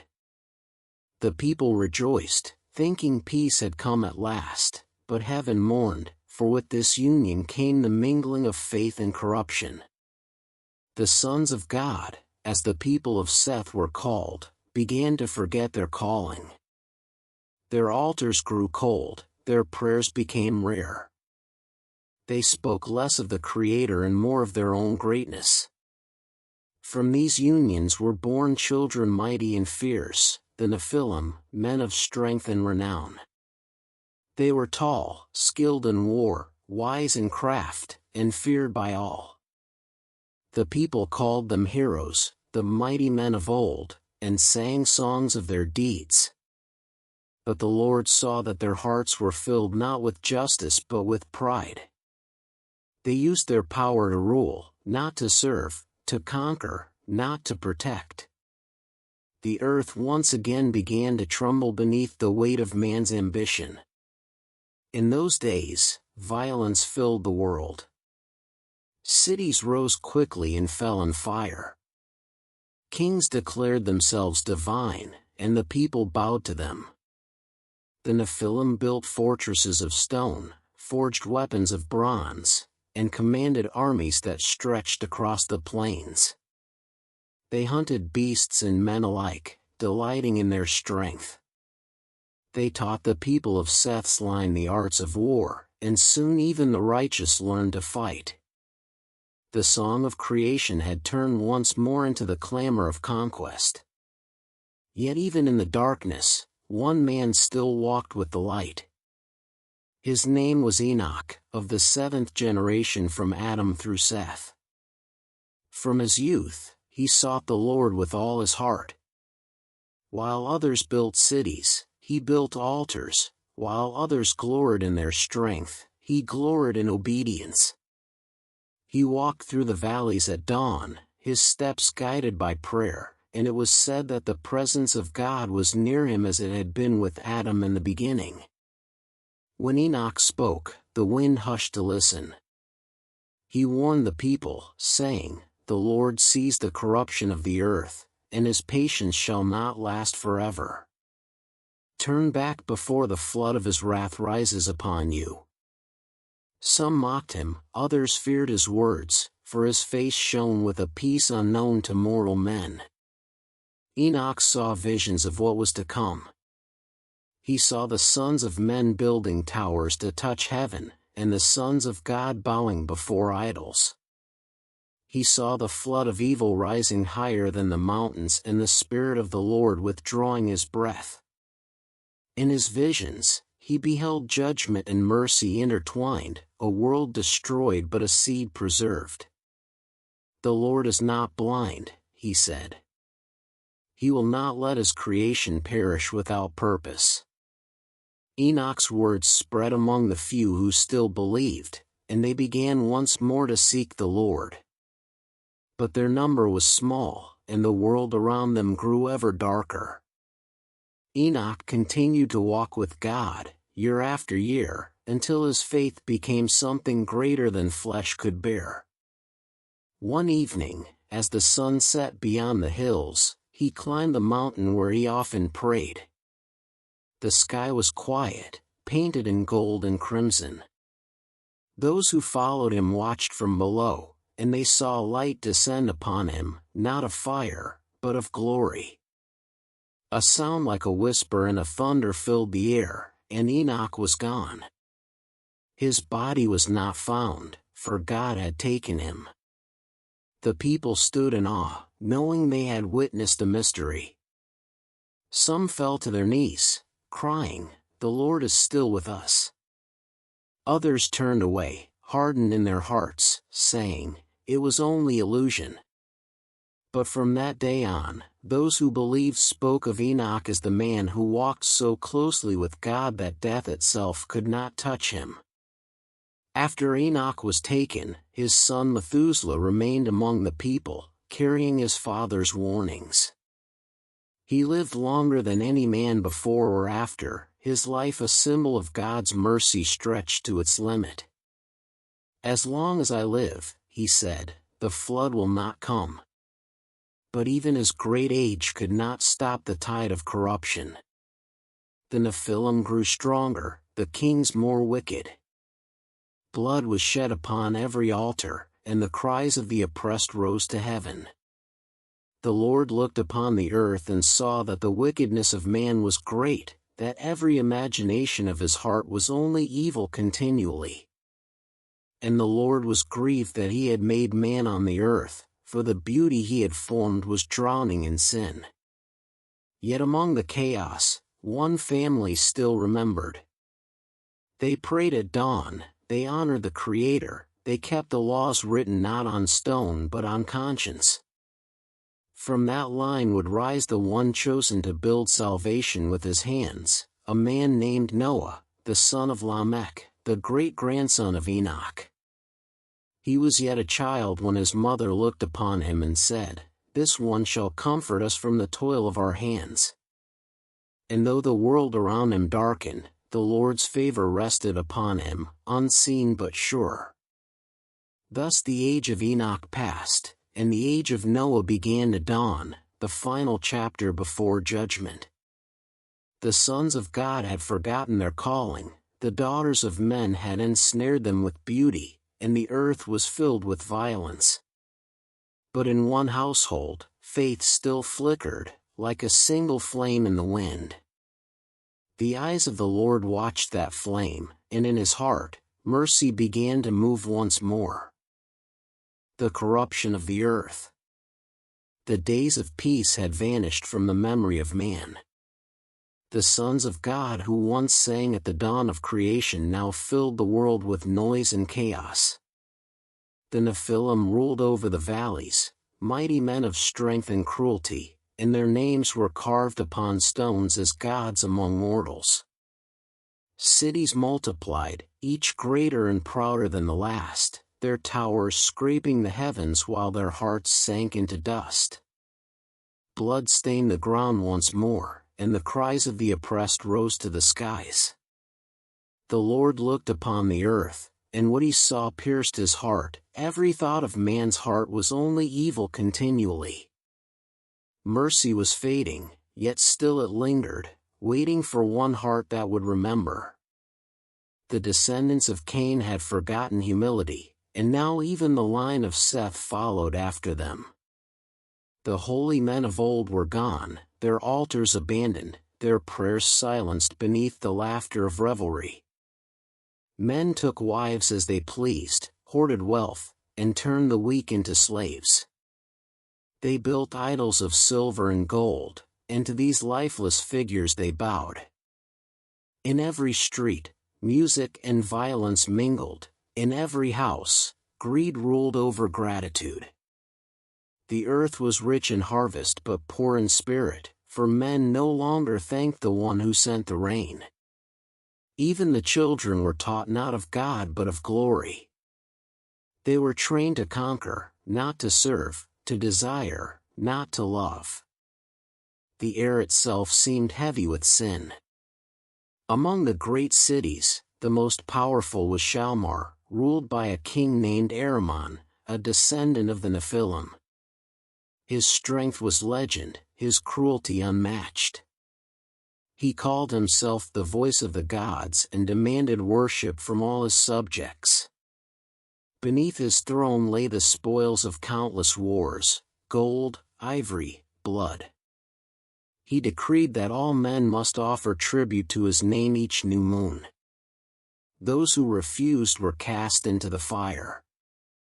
Priests of false deities filled his courts, chanting praises to spirits of earth and sky. The people followed blindly, for fear is a master more powerful than truth. The songs of righteousness were drowned by the drums of idolatry, and the earth trembled under their sin. But not all had forgotten. In a small valley far from the cities, a man named Lamech lived with his wife and children. He was of the line of Seth, a quiet farmer who still honored the Creator. Each morning he lifted his eyes to the heavens and prayed, "Lord, remember mercy." His youngest son, Noah, was unlike the others. As a child, he would wander the hills alone, speaking softly to the wind as if to someone unseen. His mother would watch and whisper, "There is peace in him." When he grew, he worked beside his father, strong yet gentle, his heart untainted by the corruption around him. When others cursed, he blessed. When others took, he gave. The people mocked him, calling him foolish, yet something in his gaze silenced their scorn, a calm that seemed not of this world. The Lord's eyes found Noah among the multitudes, and he saw in him a spark of the faith that once dwelt in Adam and Enoch. One night, while Noah slept, he dreamed of a vast sea covering the land, swallowing mountains and cities alike. The waters were dark, yet above them shone a single light that did not fade. He awoke trembling, knowing it was no ordinary dream. "The Lord is grieved," he whispered, "and his judgment is near." He told his father what he had seen, and Lamech's face grew pale. "Then your name was rightly given," he said, "for you shall bring comfort to the earth when it is broken." The years passed, and wickedness deepened. The Nephilim grew bolder, claiming divine power. They mixed their strength with dark arts, seeking to command even the spirits of the air. They defiled the earth with blood sacrifices, offering both beast and man. The soil cried out once more, but men no longer heard. Violence became law, and corruption spread like a plague. The rich devoured the poor, the strong ruled the weak, and the very beasts of the field grew fierce and restless.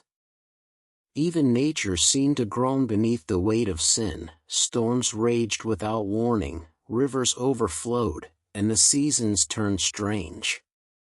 Yet men said only, "We are gods," laughing at the heavens that still watched.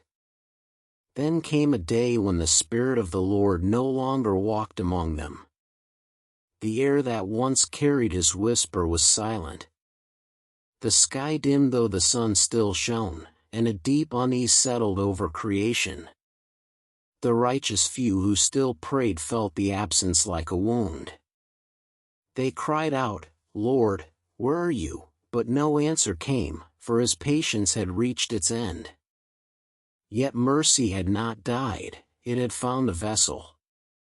One evening, as Noah knelt beside the river, the voice of God came to him like thunder softened by love. "Noah," said the Lord, "the end of all flesh is come before me, for the earth is filled with violence through them. Behold, I will destroy them with the earth. But with you, I will establish my covenant, for you have found grace in my eyes." Noah fell upon his face, trembling yet unafraid. "Lord," he whispered, "what would you have me do?" And the Lord said, "Build an ark of gopher wood, a vessel of refuge for you, your household, and every living thing I shall preserve." The plan of redemption had begun, not through kings or warriors, but through a man whose heart still walked with God. When Noah told the people what the Lord had spoken, they laughed. "Rain from heaven? A flood that covers the earth," they mocked. "The sky gives dew, not oceans." But Noah did not argue, he simply began to work. Day after day, he gathered timber, measured its beams, and laid its foundation. His sons helped him, Shem, Ham, and Japheth, though they too were ridiculed by those around them. The sound of hammers echoed across the valley, mingling with the laughter of unbelievers. Yet Noah labored on, his faith his only shield. He spoke softly as he worked, saying, "The Lord is just, and his mercy endures even in wrath." In the heavens above, the angels watched in silence. Some mourned the fall of man, others marveled at the faith of one. And the Lord looked upon Noah and said, "My spirit shall strive with man no more, but I will remember this one who still believes." The judgment of the world had been written, yet the hand of mercy held the pen.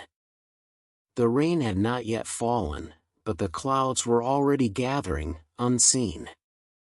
The earth waited, the sky waited, and heaven prepared to weep. Thus began the final age before the flood, the days when man's corruption filled the world and one righteous heart became the hope of all creation. The Ark of Salvation.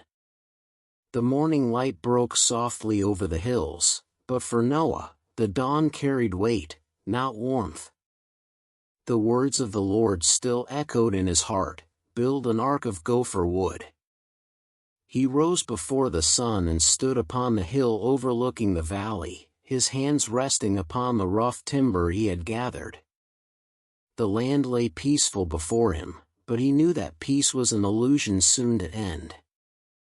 The world below was busy with its vanities, men buying, selling, feasting, marrying, unaware that their laughter trembled upon the edge of eternity. Yet above their noise, Noah heard only one voice, the voice that had called him to obedience. He closed his eyes and whispered, "Lord, I will do all you command." The Lord spoke again, giving him precise instruction, every cubit known, every chamber designed with divine purpose. "Make it 300 cubits long," said the voice, 50 cubits wide, and 30 cubits high. "Make a window in its upper part for light, and a door in the side for entry. You shall cover it inside and out with pitch, that no water may enter. Prepare rooms within for every kind of beast, bird, and creeping thing, and bring food for them as for your household. For behold, I will bring a flood of waters upon the earth, to destroy all flesh wherein is the breath of life. But with you, I will establish my covenant." Noah listened as the details unfolded, his heart both trembling and strengthened. He could not comprehend the immensity of what God was declaring, a deluge to wash the world clean, yet faith, not understanding, was his foundation. So he began. His sons, Shem, Ham, and Japheth, worked beside him, cutting, shaping, and carrying timber under the relentless sun. Their wives brought water and food, their laughter quiet, their eyes filled with both love and fear. Day by day, the ark took shape, vast and solemn, a wooden mountain rising where once only fields had stood. Its sight drew people from far and near. They came to mock, not to marvel. "Noah," they shouted, "what madness drives you to build a ship on dry land? Has your God turned you into a carpenter of clouds?" The laughter rolled through the valley, cruel and careless, but Noah did not answer. He worked in silence, for the Lord had told him, "Do not strive with fools. Let your work be your witness." The sound of hammers became a rhythm of prophecy. Each strike upon wood was a warning that few would hear. Children laughed and threw stones at the hull, calling it Noah's folly. Merchants who passed by made wagers on how long before the old man tired of his labor. Yet in the stillness of night, some lay awake, haunted by unease, hearing in the whispering wind the faint echo of approaching judgment. The ground itself seemed restless, trembling beneath the weight of sin. The stars shone coldly above, watching the last days of the world unfold. Years passed, and the ark stood complete, massive and silent, a monument of obedience. Noah walked around it in the quiet of dawn, his hand touching the smooth wood. "It is done," he said softly. But his heart was heavy, for he knew what was coming. The Lord spoke to him once more, saying, "Gather the living things, 2 of every kind, male and female, to keep seed alive upon the earth. Of the clean beasts, take by 7s, that sacrifice may yet be offered when the flood is past." Noah obeyed, and the miracle began. From the forests and mountains, from deserts and valleys, creatures came, not by Noah's hand, but by the hand of God. Birds filled the sky, beasts moved through the fields, serpents slithered in the grass, and even the timid deer and the fierce lion walked side by side without fear. The people saw this and still did not believe. "It is a trick," they said. "The old man has bewitched the beasts." But when the elephants knelt before the ark and the doves circled its roof as if in prayer, even the mockers fell silent for a moment. Then they laughed again, louder than before, for the blindness of sin had covered their hearts like stone. Noah and his sons guided the creatures gently into the ark, each finding its place as if heaven had ordered it. The air grew still, and the sky dimmed though no clouds yet gathered. When all were within, Noah stood before the entrance and called to the people one final time. His voice carried through the valley like thunder softened by sorrow. Turn back to the Lord. His mercy is still open, but not for long. Repent, and he will spare you from the flood that comes. The people jeered and threw dust into the air. If your God brings water from the sky, we will believe, they shouted. Noah's eyes filled with tears, for he saw in their faces not hatred but blindness. You do not see, he whispered, that the rain has already begun, within your hearts. For 7 days after, the sky remained calm, and the mockers grew bolder. Where's the flood, old man? They taunted. Your ark stands empty of purpose. But Noah waited, trusting the word of God. On the 7th day, the wind changed. The air grew heavy, the horizon darkened, and a silence fell over the world, the silence before the first tear of heaven touched the dust. A single drop fell upon Noah's hand, cold and pure. He looked up and whispered, "It begins." The Lord's voice came once more, calm amid the rising storm, "Enter the ark, you and your household, for I have seen that you are righteous before me in this generation." Noah gathered his family, his sons and their wives, and entered the ark. The animals moved restlessly, sensing what men could not. Then, as the first rumble of thunder rolled across the sky, the Lord himself shut the door. The sound of that closing echoed like the end of an age. Outside, the people laughed still, pointing to the darkening heavens. "A little rain will not drown the world," they said. But the laughter faltered when the rain did not stop. Drops became streams, streams became rivers, rivers became walls of water. The sky burst open as if all the grief of heaven had been loosed at once. Lightning split the air, and the earth cracked beneath the weight of flood. The cities of men crumbled, the mountains shuddered, and the voices that had mocked Noah turned to cries for mercy. But it was too late, the door was closed. Inside the ark, Noah knelt and prayed, his face lit by the dim light of the window above. "Lord," he whispered, "your will is just. In your wrath, remember mercy." The rain fell without end, and the world that had laughed at faith was swallowed by silence. The ark, steady upon the rising waters, drifted beneath a weeping sky. And though the storm raged, within its walls dwelt peace, the peace of obedience, the peace of salvation. The flood begins. The 7th day dawned in darkness. The sky that once shimmered blue now lay shrouded beneath a mass of swirling clouds, thick and heavy as if the heavens themselves were weeping. The air was still for a moment, so still that even the birds within the ark fell silent, and then, without warning, the deep of heaven broke open. A sound like 1,000 drums shook the sky, and the first true torrents of rain crashed upon the earth. The ground, long hardened by sin, shuddered beneath the deluge. Rivers swelled, hills vanished under foaming waves, and the laughter of mockers turned to screams. The judgment of God had begun. Noah stood within the ark, his hands pressed against the wooden wall, listening to the roar outside. Every drop of rain struck like the beating of a mighty heart, the heart of divine justice. He whispered softly, "The Lord has spoken, and his word is truth." His sons moved among the animals, calming them, while their wives lit lamps that flickered weakly against the darkness. The sound of thunder rolled endlessly, mingled with the cries of those beyond the ark.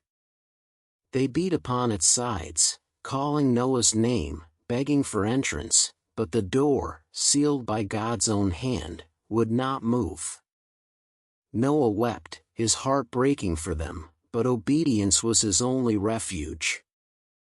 "Forgive them, Lord," he prayed through tears. They knew not what they did. Outside, chaos reigned. The waters rose swiftly, sweeping through cities and fields alike. Mighty walls that men had built to honor their pride collapsed beneath the flood. Trees were uprooted, and the earth seemed to dissolve into the sea. The mountains trembled as torrents poured from their peaks. The fountains of the deep burst open, and the ground split apart, releasing underground rivers that gushed upward to meet the falling rain.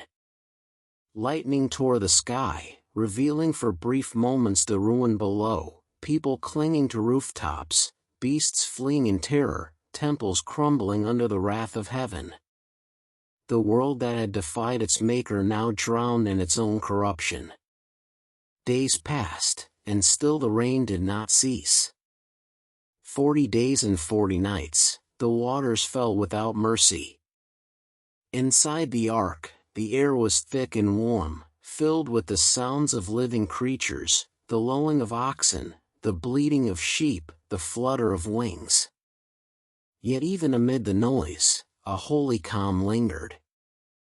Noah sat by the single window, gazing into the storm.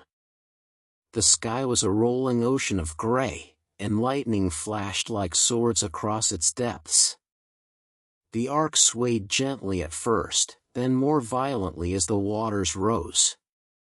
But it did not falter, for the hand of the Lord guided it. On the 10th day, the ark lifted from the ground. The family inside felt the sudden weightlessness as the earth disappeared beneath them. The floodwaters had swallowed the valleys, and now the mountains too began to vanish beneath the tide. The people who had survived upon the heights called out for help, waving torches that soon flickered and went dark. Then there was nothing but the endless sea, no cities, no altars, no voices, only the rhythm of rain and the groaning of the deep. Noah bowed his head and murmured, "The earth you have judged, O Lord, but you have preserved life according to your promise." Within the ark, time lost its meaning. Days blurred into nights, nights into days. The family prayed together, eating sparingly from their stored food, caring for the creatures as best they could. At times the storm's fury struck like a hammer, and the ark shuddered, creaking under the force of the waves. The women clung to one another, whispering psalms of faith. "He who made the sea commands it still," said Shem, holding a trembling lamp. "We are safe within his covenant." Noah looked upon his sons and felt both sorrow and hope. The world had perished, yet through them, it would live again.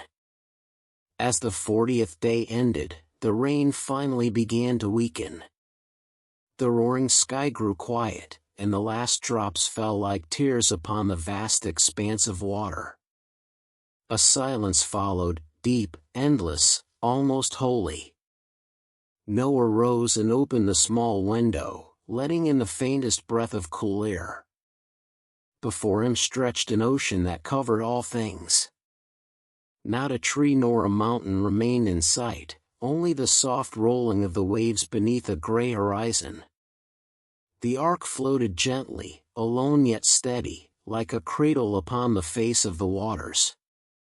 For the first time since the flood began, the sun pierced through the clouds, a pale light, trembling yet pure. Noah closed his eyes and whispered, "The Lord remembers." Below, the waters continued to churn, swallowing the remnants of what once was. Palaces, temples, and towers lay buried beneath the flood, their stones unseen by any living eye. The songs of the mighty were silenced, and the pride of men was washed away. The earth had been cleansed by judgment, Yet within that judgment, mercy had found a home. The ark was no mere vessel, it was the heart of salvation, carrying the promise that God would never abandon His creation entirely. 40 days and 40 nights the rain had fallen. Now, for 150 more, the waters would prevail upon the earth. Yet through it all, the ark endured, steady, unbroken, guided by a hand unseen. Noah often rose in the quiet hours of the night and prayed. "Lord of heaven," he would say, "though the world has perished, your word stands. Let your mercy be the dawn that follows this darkness." And though no voice answered him, peace filled his spirit, for faith does not always need a sound. The stars appeared again after many weeks, faintly glowing above the vast ocean. Noah looked up and felt hope stir anew. Even in wrath, he murmured, "You remember your covenant." Inside, the animals slept in calm, the stone forgotten. The ark, drifting under the watch of heaven, had become the first sanctuary, a floating temple of life amid a sea of death. Thus the flood began and did not cease until all the world was changed. The old was gone, the new awaited. And within the heart of one faithful man and his family, the promise of redemption still breathed, waiting for the day when the waters would fall, and the earth would live again beneath the mercy of its Creator. The waters prevail. For many days and nights, the ark drifted across the endless sea of judgment. The world that once echoed with laughter and labor was gone, buried beneath waves that stretched from horizon to horizon. The sound of the rain had ceased, but the memory of its fury still haunted the air. The waters were deep and dark, their surface broken only by the rippling of wind and the rise of the sun through heavy mist. Within the ark, the silence of survival had become a quiet waiting between death and life. Noah sat near the window, gazing out at the gray expanse. His heart was heavy, yet steadfast. "Lord," he whispered, "you have washed the earth clean. Let not this cleansing become its end." His words faded into the stillness, and the only reply was the gentle creak of the vessel God's own hand had sealed. The ark moved slowly, carried by unseen currents. Some days it drifted beneath a sky of silver calm, other days, waves rose like mountains, crashing against its sides with deafening force. The animals stirred restlessly when the winds grew fierce, and Noah's sons worked to steady them, singing softly the old songs their father had taught them. Ham, ever quick to speak, said, "Father, do you think the Lord remembers us amid all this water?" Noah turned to him, his face calm though his eyes weary. "He remembers," he said. "If he had forgotten, the storm would still rage." Japheth, gazing through the small window, murmured, "Then his silence is mercy." And Shem added, "As his word was enough to make the world, so his word is enough to save it." They spoke little after that, letting the peace of faith settle over them like the light through clouded glass. Days turned to weeks, weeks to months, yet still the ark found no shore. The waters prevailed upon the earth 150 days. Mountains that once touched the sky now lay buried beneath the deep. The great peaks of Ararat, the pride of the east, were gone from sight. The valleys where men had lived were filled with silt and silence. The ruins of cities drifted unseen below, monuments to pride now swallowed by eternity. But above it all, the ark floated, steady as a promise kept. No storm could break it, for it was built not by wisdom of man, but by obedience to God. Inside, the rhythm of life continued. Noah's family rose with the dawn, cared for the creatures, and prayed together as the sun set. There was work in their waiting, the care of living things, the tending of faith. Sometimes at night, when all was quiet, Noah walked through the lower chambers, listening to the breathing of beasts and the flutter of birds. Each sound reminded him of God's mercy, that even amid destruction, the Lord had chosen to preserve life. He laid his hand upon the wood of the ark and said softly, "This is your covenant made visible." But as the days stretched longer, weariness began to touch their hearts. The endless sameness of water and sky weighed upon them. The women longed for the scent of grass, the warmth of soil beneath their feet. The sons grew restless, staring into the gray horizon, wondering if the Lord had hidden his face. One evening, as they gathered for prayer, the youngest among them, Japheth, asked, "Father, what if the land is gone forever?" Noah placed his hand upon his son's shoulder and replied, "If the earth is gone, then the Lord will make it again. His word builds what his wrath destroys." That night, Noah dreamed of dry land. He saw in his vision the waters retreating, revealing peaks and valleys gleaming in the sun. A dove flew across the sky, its wings bright as flame, and it carried in its beak an olive leaf. He awoke trembling, the image vivid in his mind. "The Lord will remember," he whispered. He did not know how long yet he must wait, but faith does not count days, it trusts that dawn will come. On the 150th day, the wind changed. It was not like the storm that had once torn the world apart, but a gentler wind, cool and steady. The waves began to calm, and a hush spread across the waters. Noah felt it before he saw it, the shift in the air, the breath of new beginnings. He stepped to the window and looked out. The horizon no longer seemed endless. The clouds were breaking, and shafts of light spilled through like hands reaching toward the sea. The ark rocked softly, no longer driven but guided. Noah fell to his knees and prayed, "O Lord, you have remembered. The flood obeys you still."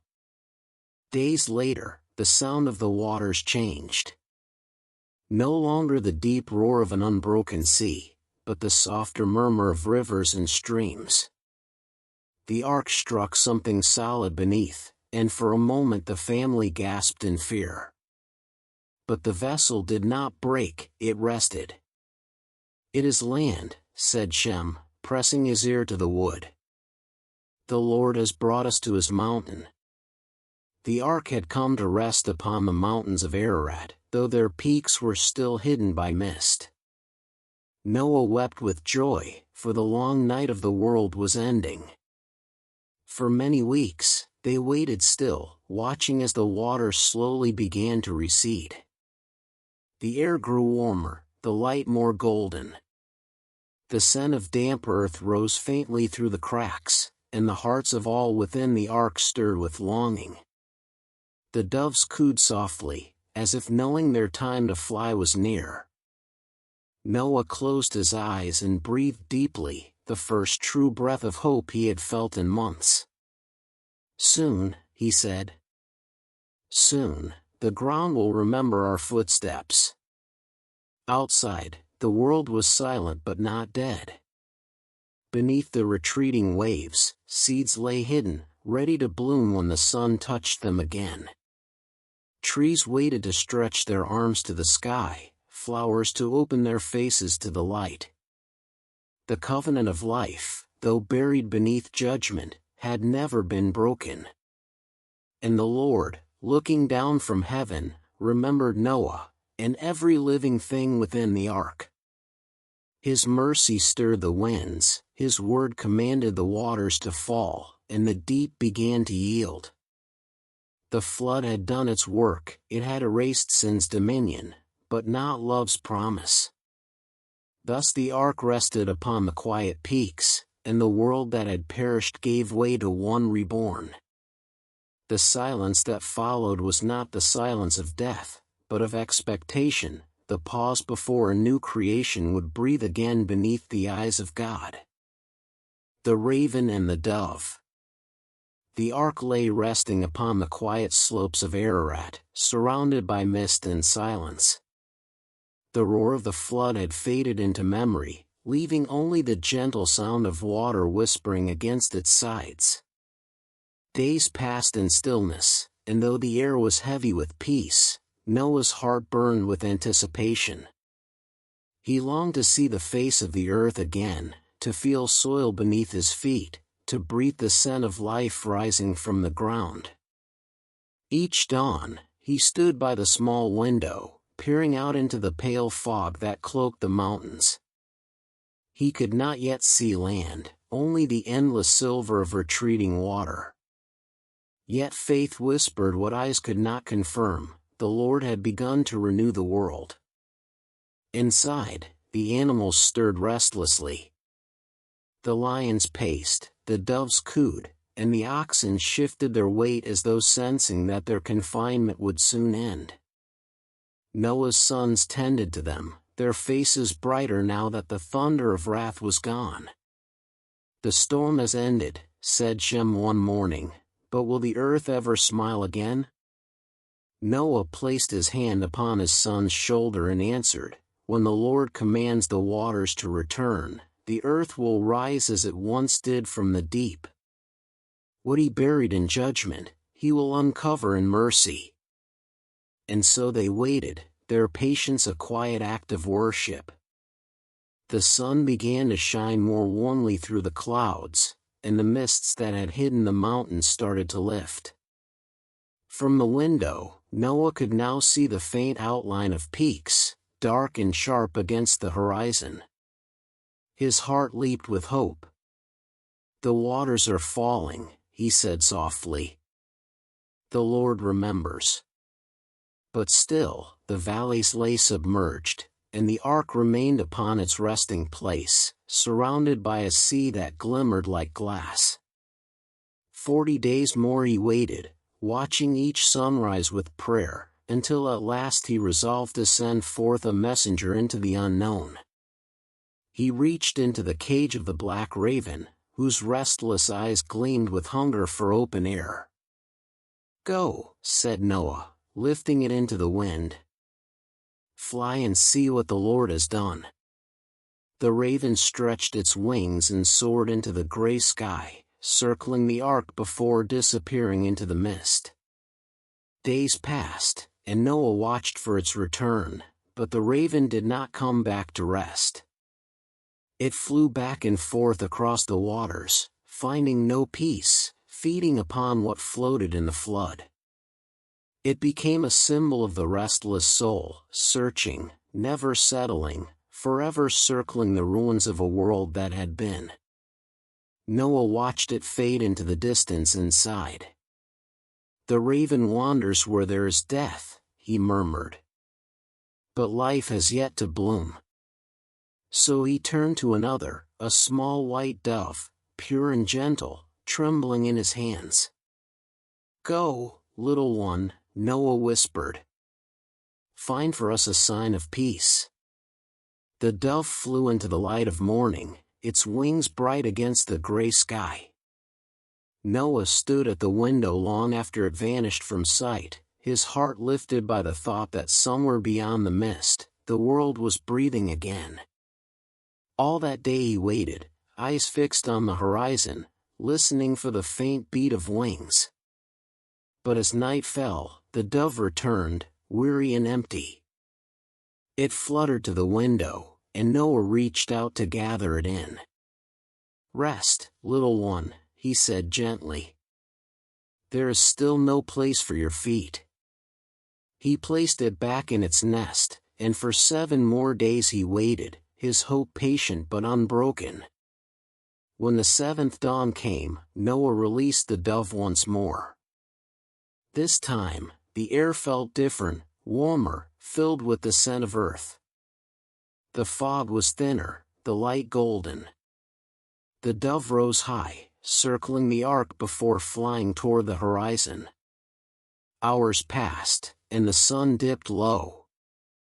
Then, as Noah watched, a small shape appeared against the sky. The dove returned, its wings tired but steady, and in its beak it carried a single olive leaf, fresh and green. Noah's heart surged with joy.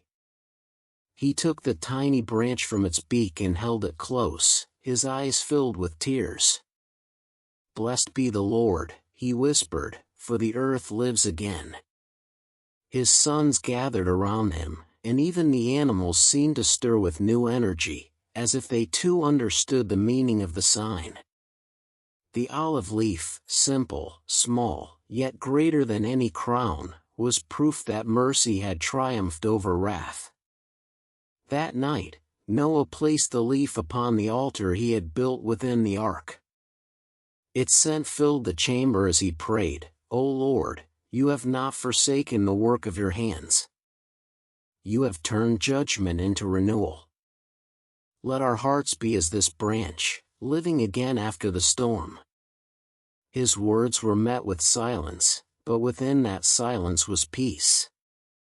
The dove slept near the window, its feathers gleaming faintly in the lamplight, as though touched by divine favor. 7 days later, Noah released the dove once more. This time, it did not return. It flew far beyond the ark, over the receding waters, and found rest among the trees that now crown the emerging hills. Noah watched until it vanished into the horizon and knew that the time was near. The Lord had restored the world, and soon the ark's door would open again. The mountains gleamed with morning light, their slopes dotted with the first signs of green. Streams ran clear where once there had been torrents. The air was alive with the hum of new creation. Noah stood beside his sons, gazing through the window, and said, "Behold, the promise kept." The flood was not the end, but the beginning of mercy. They bowed their heads, and the ark, resting upon the mountain, seemed to breathe with them, a vessel of hope awaiting the command that would set life free once more. Thus the raven and the dove became eternal signs, one of judgment wandering amid death, the other of peace returning with life. And Noah, holding the olive leaf, knew that though the earth had drowned in sin, grace would always find its way home. The covenant of the rainbow. The morning came quiet and still upon the mountains of Ararat, and for the first time since the flood began, the earth breathed again. The clouds that had long wrapped the sky in gray now parted like a curtain drawn back by the hand of mercy, and sunlight spilled over the waters that still clung to the valleys below. Noah rose early, his heart trembling with awe. The ark creaked softly beneath his feet, not from the beating of waves, but from the settling of wood upon solid ground. He knew the time was near. For many months, they had waited, sustained by faith and the gentle whisper of hope. The dove had not returned, and that silence spoke clearly, the world was ready for life once more. Noah lifted his face toward heaven and prayed, "O Lord, you who command the waters and the wind, if it pleases you, let us now see the earth you have renewed." Then the voice of God came to him, deep and steady as the foundations of the mountains. "Noah, go forth from the ark, you and your wife, your sons, and their wives with you. Bring forth every living thing that is with you, of birds, of cattle, and of every creeping thing, that they may abound on the earth, be fruitful, and multiply." Tears filled Noah's eyes as he gathered his family. The door that God had once sealed was now opened by his command. Light flooded in, bright and warm, and they stepped out upon the slope of the mountain. The air was fresh, carrying the scent of wet soil and new life. Around them stretched a world washed clean, silent, waiting, untouched. Grass was beginning to grow between the stones, and small flowers peeked through the damp ground. The earth was reborn, and they were its first inhabitants. The animals followed them out, 2 by 2, and by 7s of the clean beasts, walking calmly as if guided by unseen hands. The lions stretched and roared softly into the open air, the doves rose in spirals of white, the deer leapt down the slopes, and the smaller creatures scurried into the grass. Each went its way to fill the world again.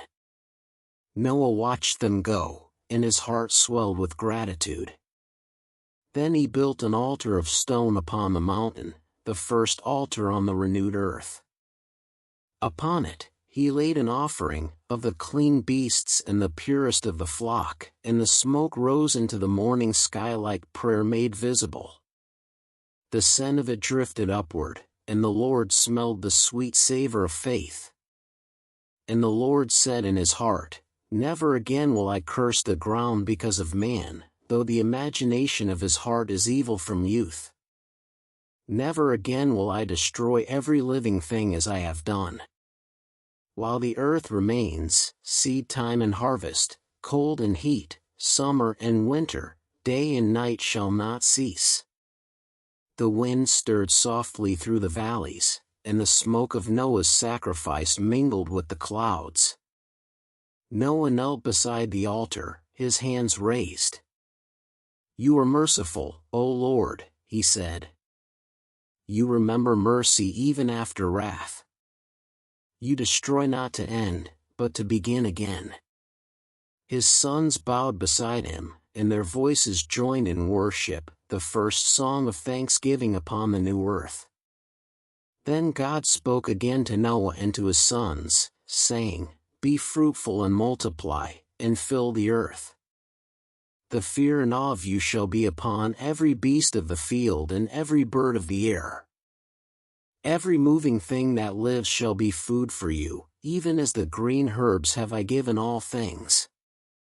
But flesh with its blood you shall not eat, for the blood is life, and life belongs to me. And surely the blood of man I will require, whoever sheds man's blood, by man shall his blood be shed, for in the image of God made I man." Noah listened, his heart trembling at the holiness of what he heard. For though the flood had cleansed the world, it had not changed the nature of the heart. The Lord was setting laws of life to guard against the return of death. Then God said, "Behold, I establish my covenant with you and with your seed after you, and with every living creature that is with you, the birds, the cattle, and every beast of the earth. Never again shall all flesh be cut off by the waters of a flood, never again shall there be a flood to destroy the earth." Noah bowed low, tears of awe upon his face. "You are righteous, O Lord, and your word endures forever," he said.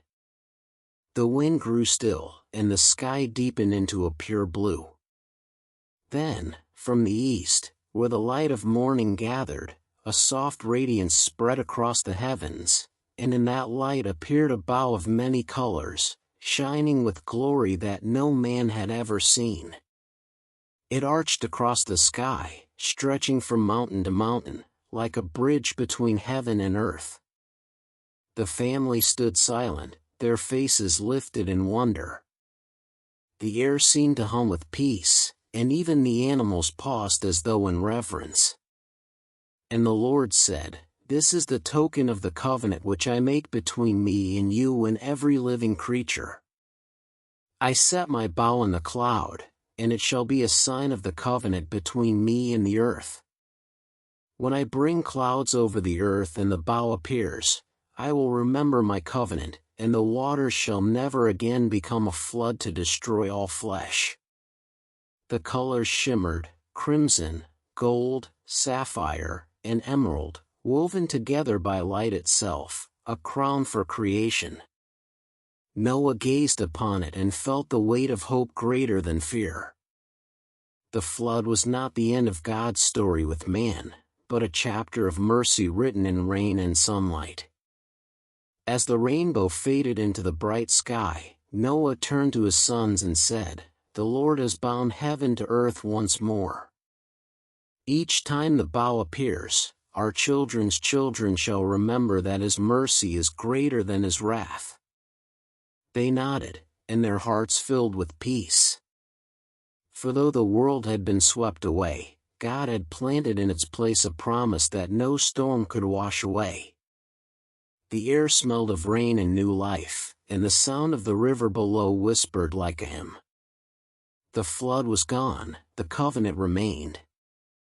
And so Noah and his family stood upon the mountain beneath the first rainbow, witnesses to a new beginning. Above them stretched the sign of eternal mercy, and within them burned the quiet joy of those who have seen judgment and yet live to praise. From that day forward, every rain upon the earth would end with light, a reminder that even after wrath, God's love endures forever. A new beginning. The sun rose golden and clear over the slopes of Ararat, casting warm light upon a world reborn. The air smelled of rain and soil, rich and alive, and a soft mist drifted between the valleys where once there had been only water. Noah stood at the edge of the mountain, looking out upon the vastness below. The land was green again. Streams glittered like silver threads, trees spread their arms to the sky, and the birds that had once been silent now filled the morning with song. It was as though creation itself had drawn a long, deep breath after the flood, sighing in peace beneath the gaze of heaven. Noah's eyes glistened as he whispered, "The Lord has restored the earth. His mercy endures forever." His sons stood beside him, Shem, Ham, and Japheth, their faces strong with youth and wonder. Behind them, their wives tended to the fire, and Eve's daughters of a new age began to set their hands to the work of living. They built shelters from the wood of the mountains, gathered seeds that had survived the flood, and tilled the soil near the streams. The ground, once cursed and drowned, now yielded softly beneath their hands, as though welcoming the return of man. Noah knelt and pressed his palm into the earth. "You will give again," he said. "By God's blessing, you will feed his children." And as his fingers touched the soil, he felt not only the pulse of life beneath but also the whisper of the covenant that still lingered in the air, the promise sealed by the rainbow above the clouds. As the days turned to weeks, their labors bore fruit. The first shoots of grain rose through the damp ground, and vines began to curl along the hillsides. The goats and sheep that had survived the flood multiplied, filling the valleys with movement and sound. The river that ran from the mountains sparkled in the light, and around its banks flowers grew in wild abundance. Each evening, as the sun dipped low, Noah would light a small fire upon a stone altar and give thanks. His voice was deep with reverence as he prayed, "You have brought us through judgment to peace, through death to life. Let our children walk humbly before you, O Lord, that the earth may not again fall into ruin." The family gathered around the fire each night, listening as Noah told them stories of the days before the flood, of Adam and Eve, of the garden, of Cain and Abel, of the long generations that had forgotten their Maker. His voice trembled when he spoke of sin's weight and the mercy that had followed. "The world was destroyed because it forgot God," he said softly. "Remember always that it is not power or labor that sustains us, but obedience. The covenant is our foundation, not the ground we walk upon." Shem nodded, his eyes thoughtful. "We will remember," he said, "and teach our children after us." One evening, as the stars filled the sky like seeds of light, Noah looked upward and felt peace settle upon him like a cloak. "The same God who hung those stars," he said, guided us through the waters. Each light above is a promise that the darkness will never win. The family fell silent, gazing at the heavens, their hearts filled with awe. They were the first to see the constellations after the flood, the same stars that had looked upon Eden and upon the storm now shone upon renewal. The night wind carried the scent of the earth, cool and clean, and the sound of the river below sang like a psalm.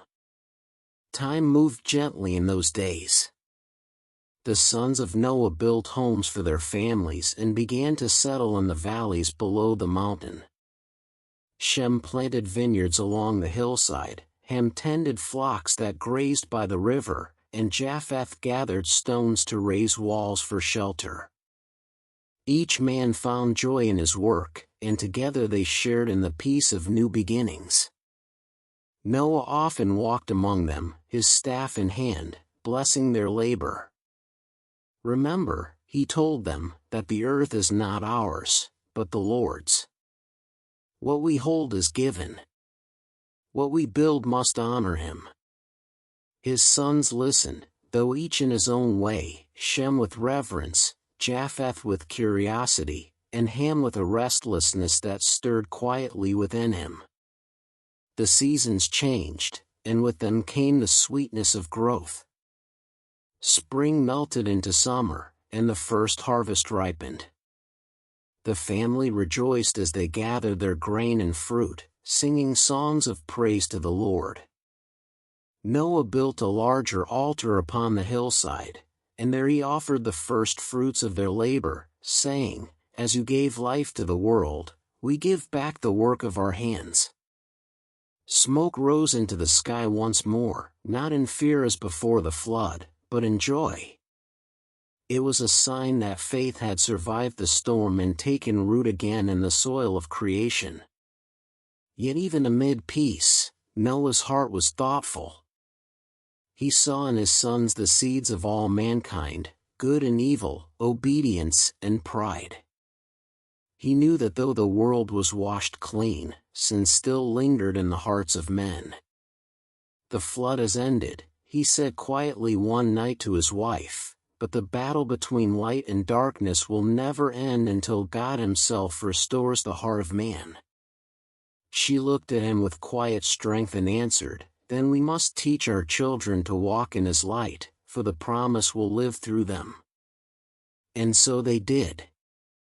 Each day began with prayer, and each labor was done with thanksgiving. The children grew strong, running through the meadows and laughing beneath the sun. The world was no longer cursed, but blessed anew.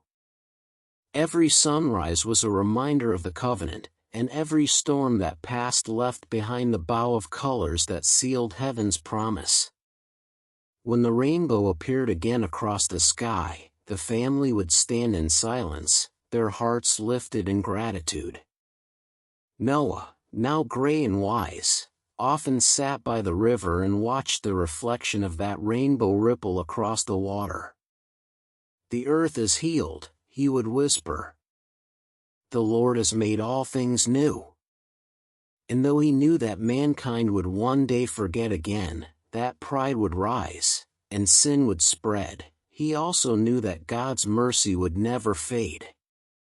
The covenant would outlive every generation. Thus began the first days of the new world, a world born from water and mercy, guided by faith and promise. The flood was over, but the story of man with his Maker had only just begun. The sons of Noah. The days of peace upon the new earth grew long and full.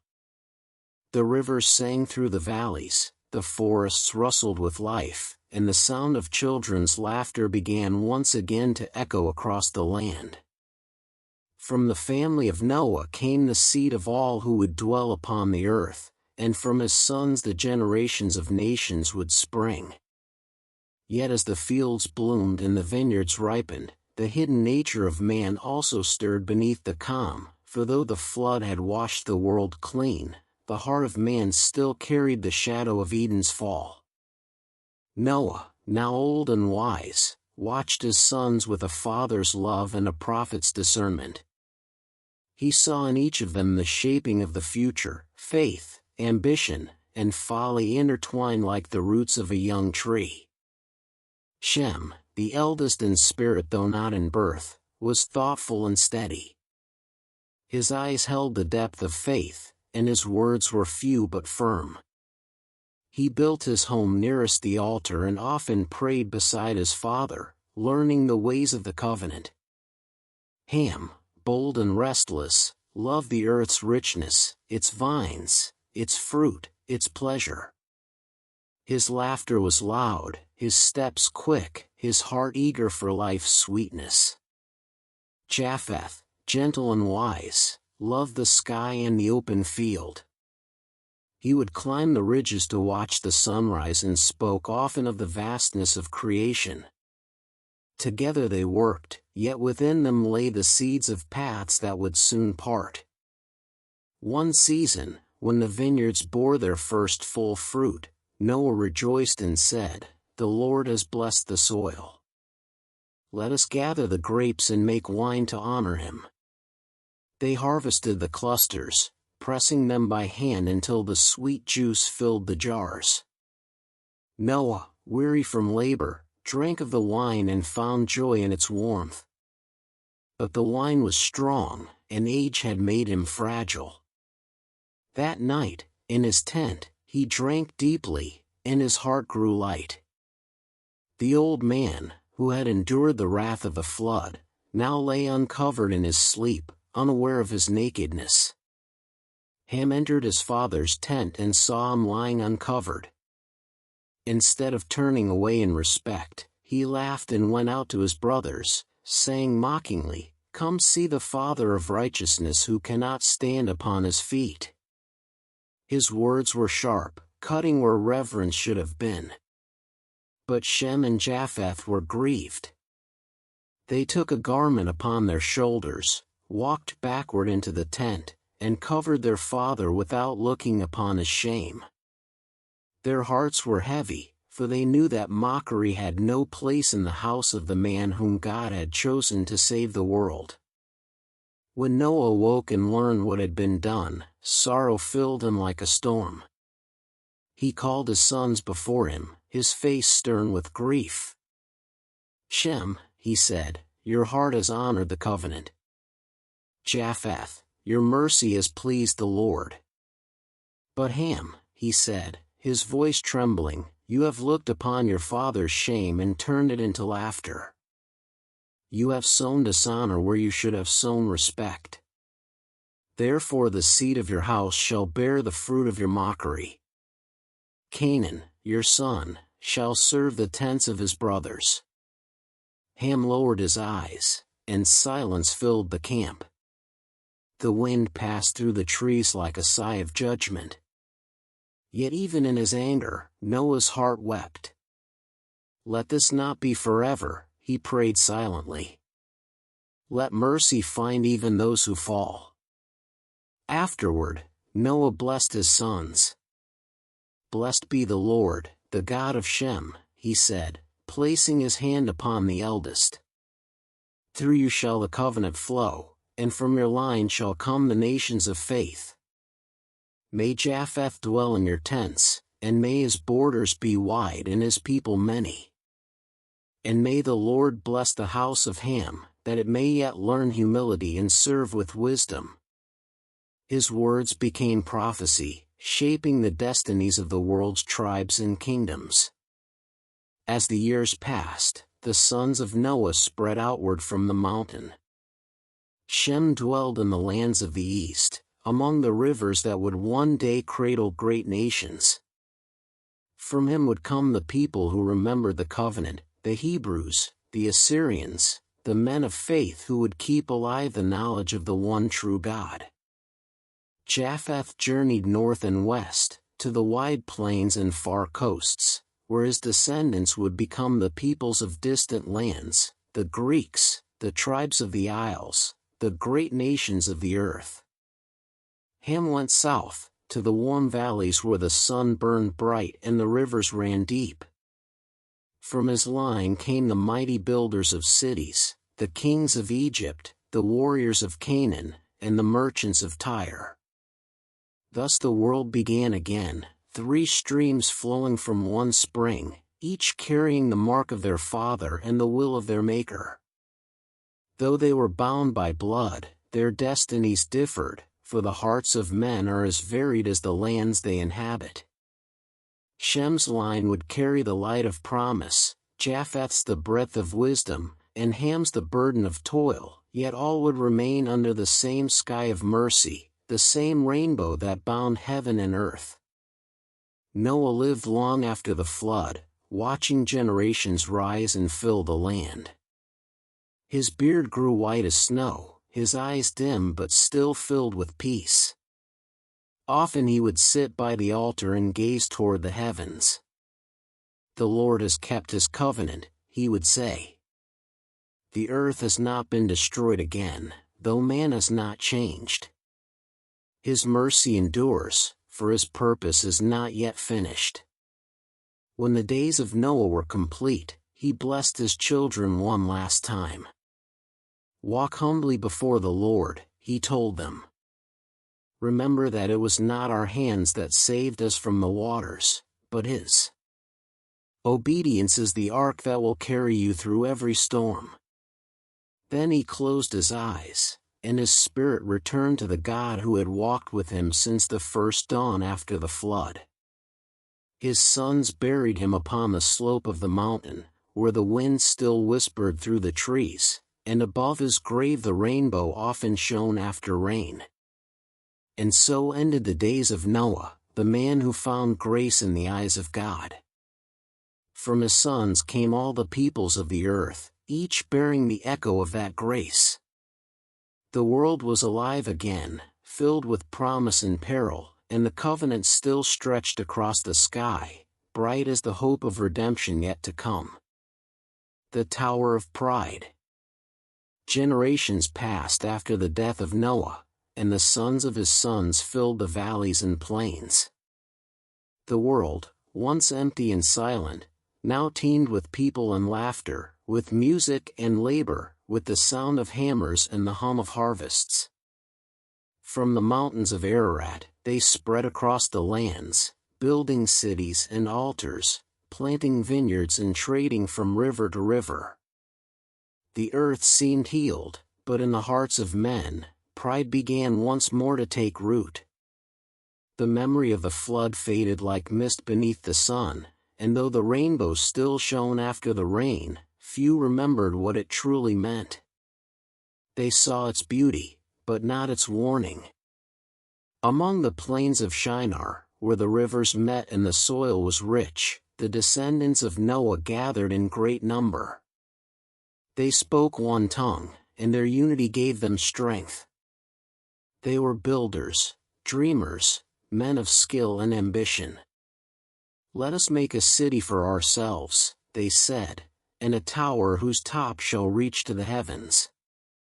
Let us make a name for ourselves, lest we be scattered across the face of the earth." The idea spread like fire, men left their fields, craftsmen laid aside their tools, and together they began to shape clay and stone. They baked bricks in fire and bound them with pitch, and their walls rose tall and proud beneath the sky.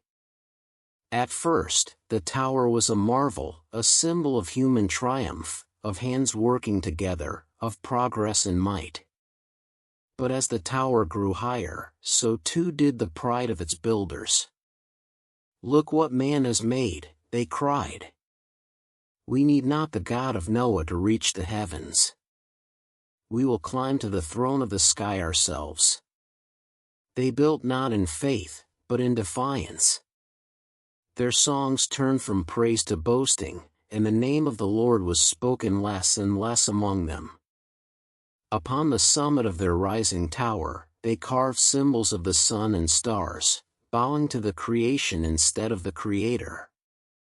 From heaven, the Lord looked down upon the city and the tower the sons of men were building. He saw their pride and their unity twisted toward rebellion, and he said, "Behold, They are one people, and they all speak one tongue, and this is only the beginning of what they will do. Nothing they imagine will be withheld from them, for their hearts are bound not by righteousness but by pride. Then the Lord descended to the plain of Shinar, and a mighty wind stirred through the camp. The builders stopped and lifted their eyes, for the air trembled as though the heavens themselves disapproved of their work. Confusion fell upon them like a storm. One man spoke to his brother, and the brother could not understand. Words that had once been clear became strange and broken upon their tongues. Commands turned to chaos, laughter to anger. "What are you saying?" they cried to one another, but their voices no longer shared meaning. The workers quarreled, the hammers ceased, and the great tower that had risen so proudly stood unfinished against the sky, a monument not of unity, but of division. Then the Lord scattered them from that place over the face of the earth. Some went north, some south, some east and west, carrying their tongues and customs with them. They founded nations, built new cities, and raised children who spoke the languages of their fathers. But the memory of that day lingered like a scar upon the soul of mankind. The city they had begun was called Babel, for there the Lord had confused the speech of men. What had been meant for glory became a warning, and what was built in pride became dust. Yet even in his judgment, God showed mercy. For though he scattered them, he did not destroy them. He broke their unity of rebellion so that faith might one day return. Across the continents and mountains, through rivers and deserts, mankind spread like seed upon the wind. In their dispersion, they carried both their sin and their spark of divine image. They built nations and altars, fought wars and made peace, forgot and remembered their Maker in endless rhythm. Shem's descendants kept the memory of the true God longer than the others. In their tents, they spoke of Noah, of the flood, and of the covenant sealed by the bow in the clouds. They told their children, "Do not build towers to reach heaven, for heaven comes down to the humble." Japheth's sons filled the wide lands to the west, their wisdom growing with their numbers. They built cities of stone and sailed the seas, their hearts always searching for meaning. The sons of Ham became mighty builders and kings, raising empires in the heat of the south, yet often forgetting the God who had given them breath. Noah's words before his death echoed now as prophecy fulfilled. "The earth is not saved by walls or towers, but by obedience," he had said. And indeed, the world saw that pride always leads to scattering, while humility leads to peace. The tower that had reached to the sky crumbled, but the covenant remained, for God's promise was not broken by man's folly. The rainbow still stretched across the heavens after the rain, silent yet eternal, reminding all who looked upon it that the path to heaven is not built by stone, but by faith.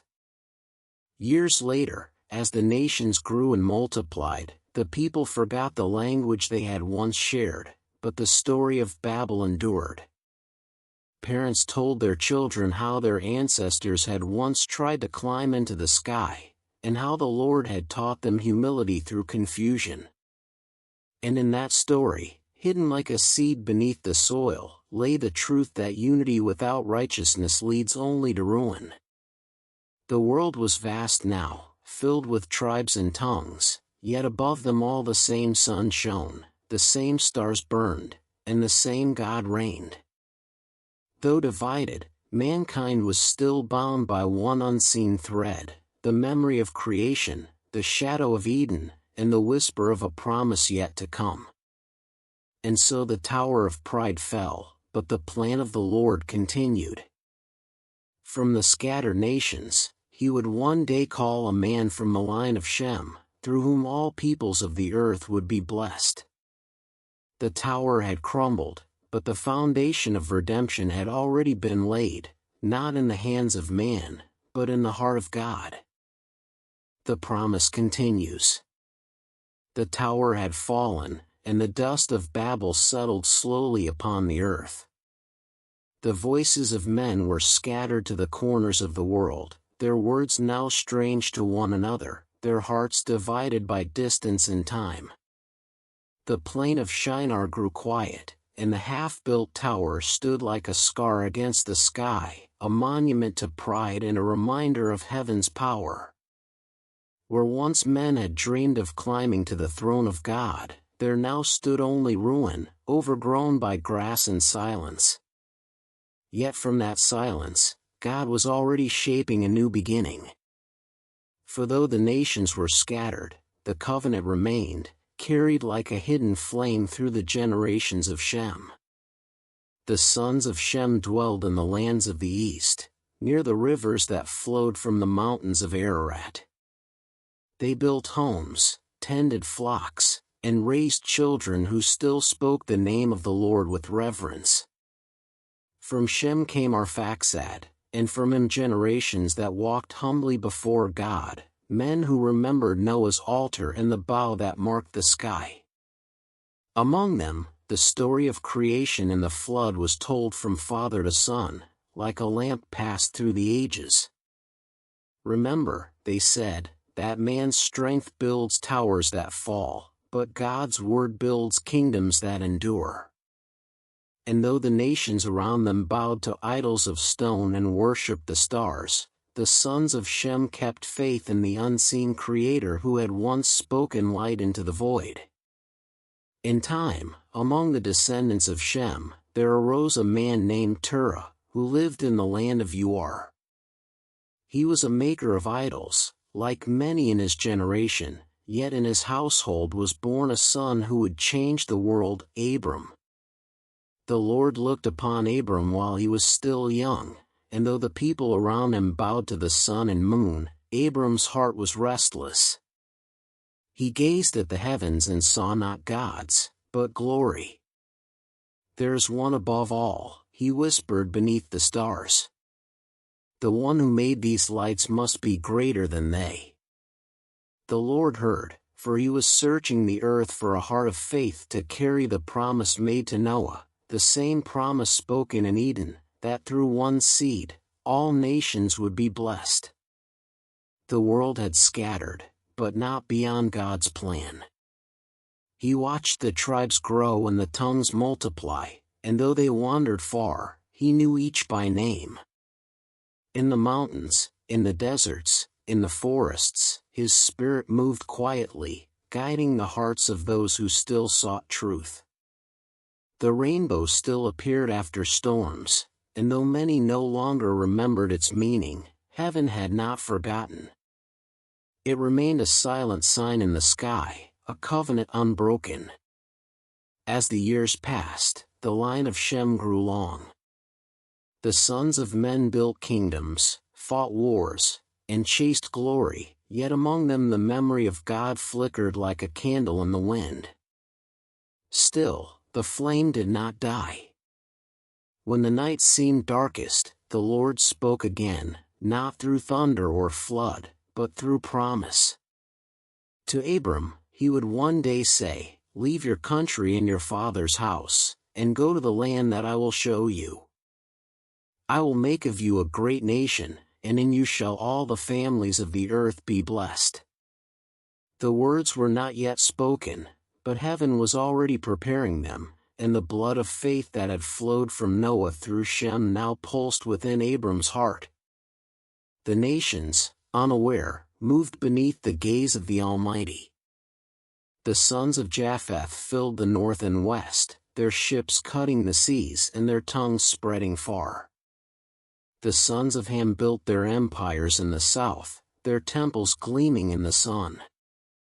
And through it all, the Lord waited with patience deeper than time. For he knew that the story of man was not one of destruction, but of redemption. The flood had cleansed, Babel had humbled, and now the promise would restore. One evening, in the quiet plains where the descendants of Shem kept their herds, a storm rolled in from the west. Lightning flashed across the sky, followed by a soft rain. When it passed, the clouds broke, and a vast rainbow arched across the heavens, brighter than any seen since Noah's day. The people stood in awe, their faces lit by its colors. An old shepherd lifted his hand and said, "This is the bow of our fathers." It means that God still remembers. The children listened, their eyes wide, and though they did not yet understand, their hearts stirred with wonder.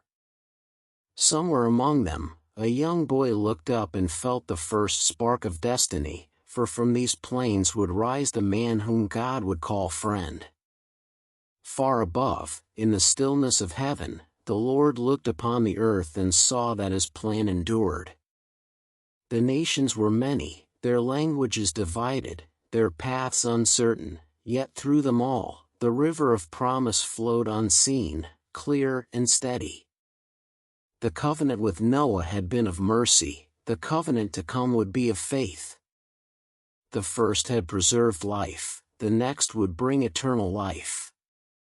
The rainbow was its sign, the flood its shadow, and the heart of man its battlefield. Night fell upon the world, quiet and vast. The stars burned bright, as they had since the first dawn, and one by one, the campfires of men flickered across the plains. The earth was alive again, imperfect, fragile, but chosen. The Lord's voice, though unheard by mortal ears, moved like wine through the darkness, "Be fruitful, and walk before me." The time will come when my promise shall be fulfilled, and the world shall know that I am God. Thus the story that began in Eden and survived the flood did not end in Babel's dust, but in the unbroken faith of a few who still looked to heaven. From Noah to Shem, from Shem to Abram, the promise continued, a golden thread woven through the ages, binding man to his Maker. And though sin would rise again and kingdoms would fall, the covenant of mercy would endure, shining like the rainbow after the storm, a reminder that even when man forgets God, God never forgets man.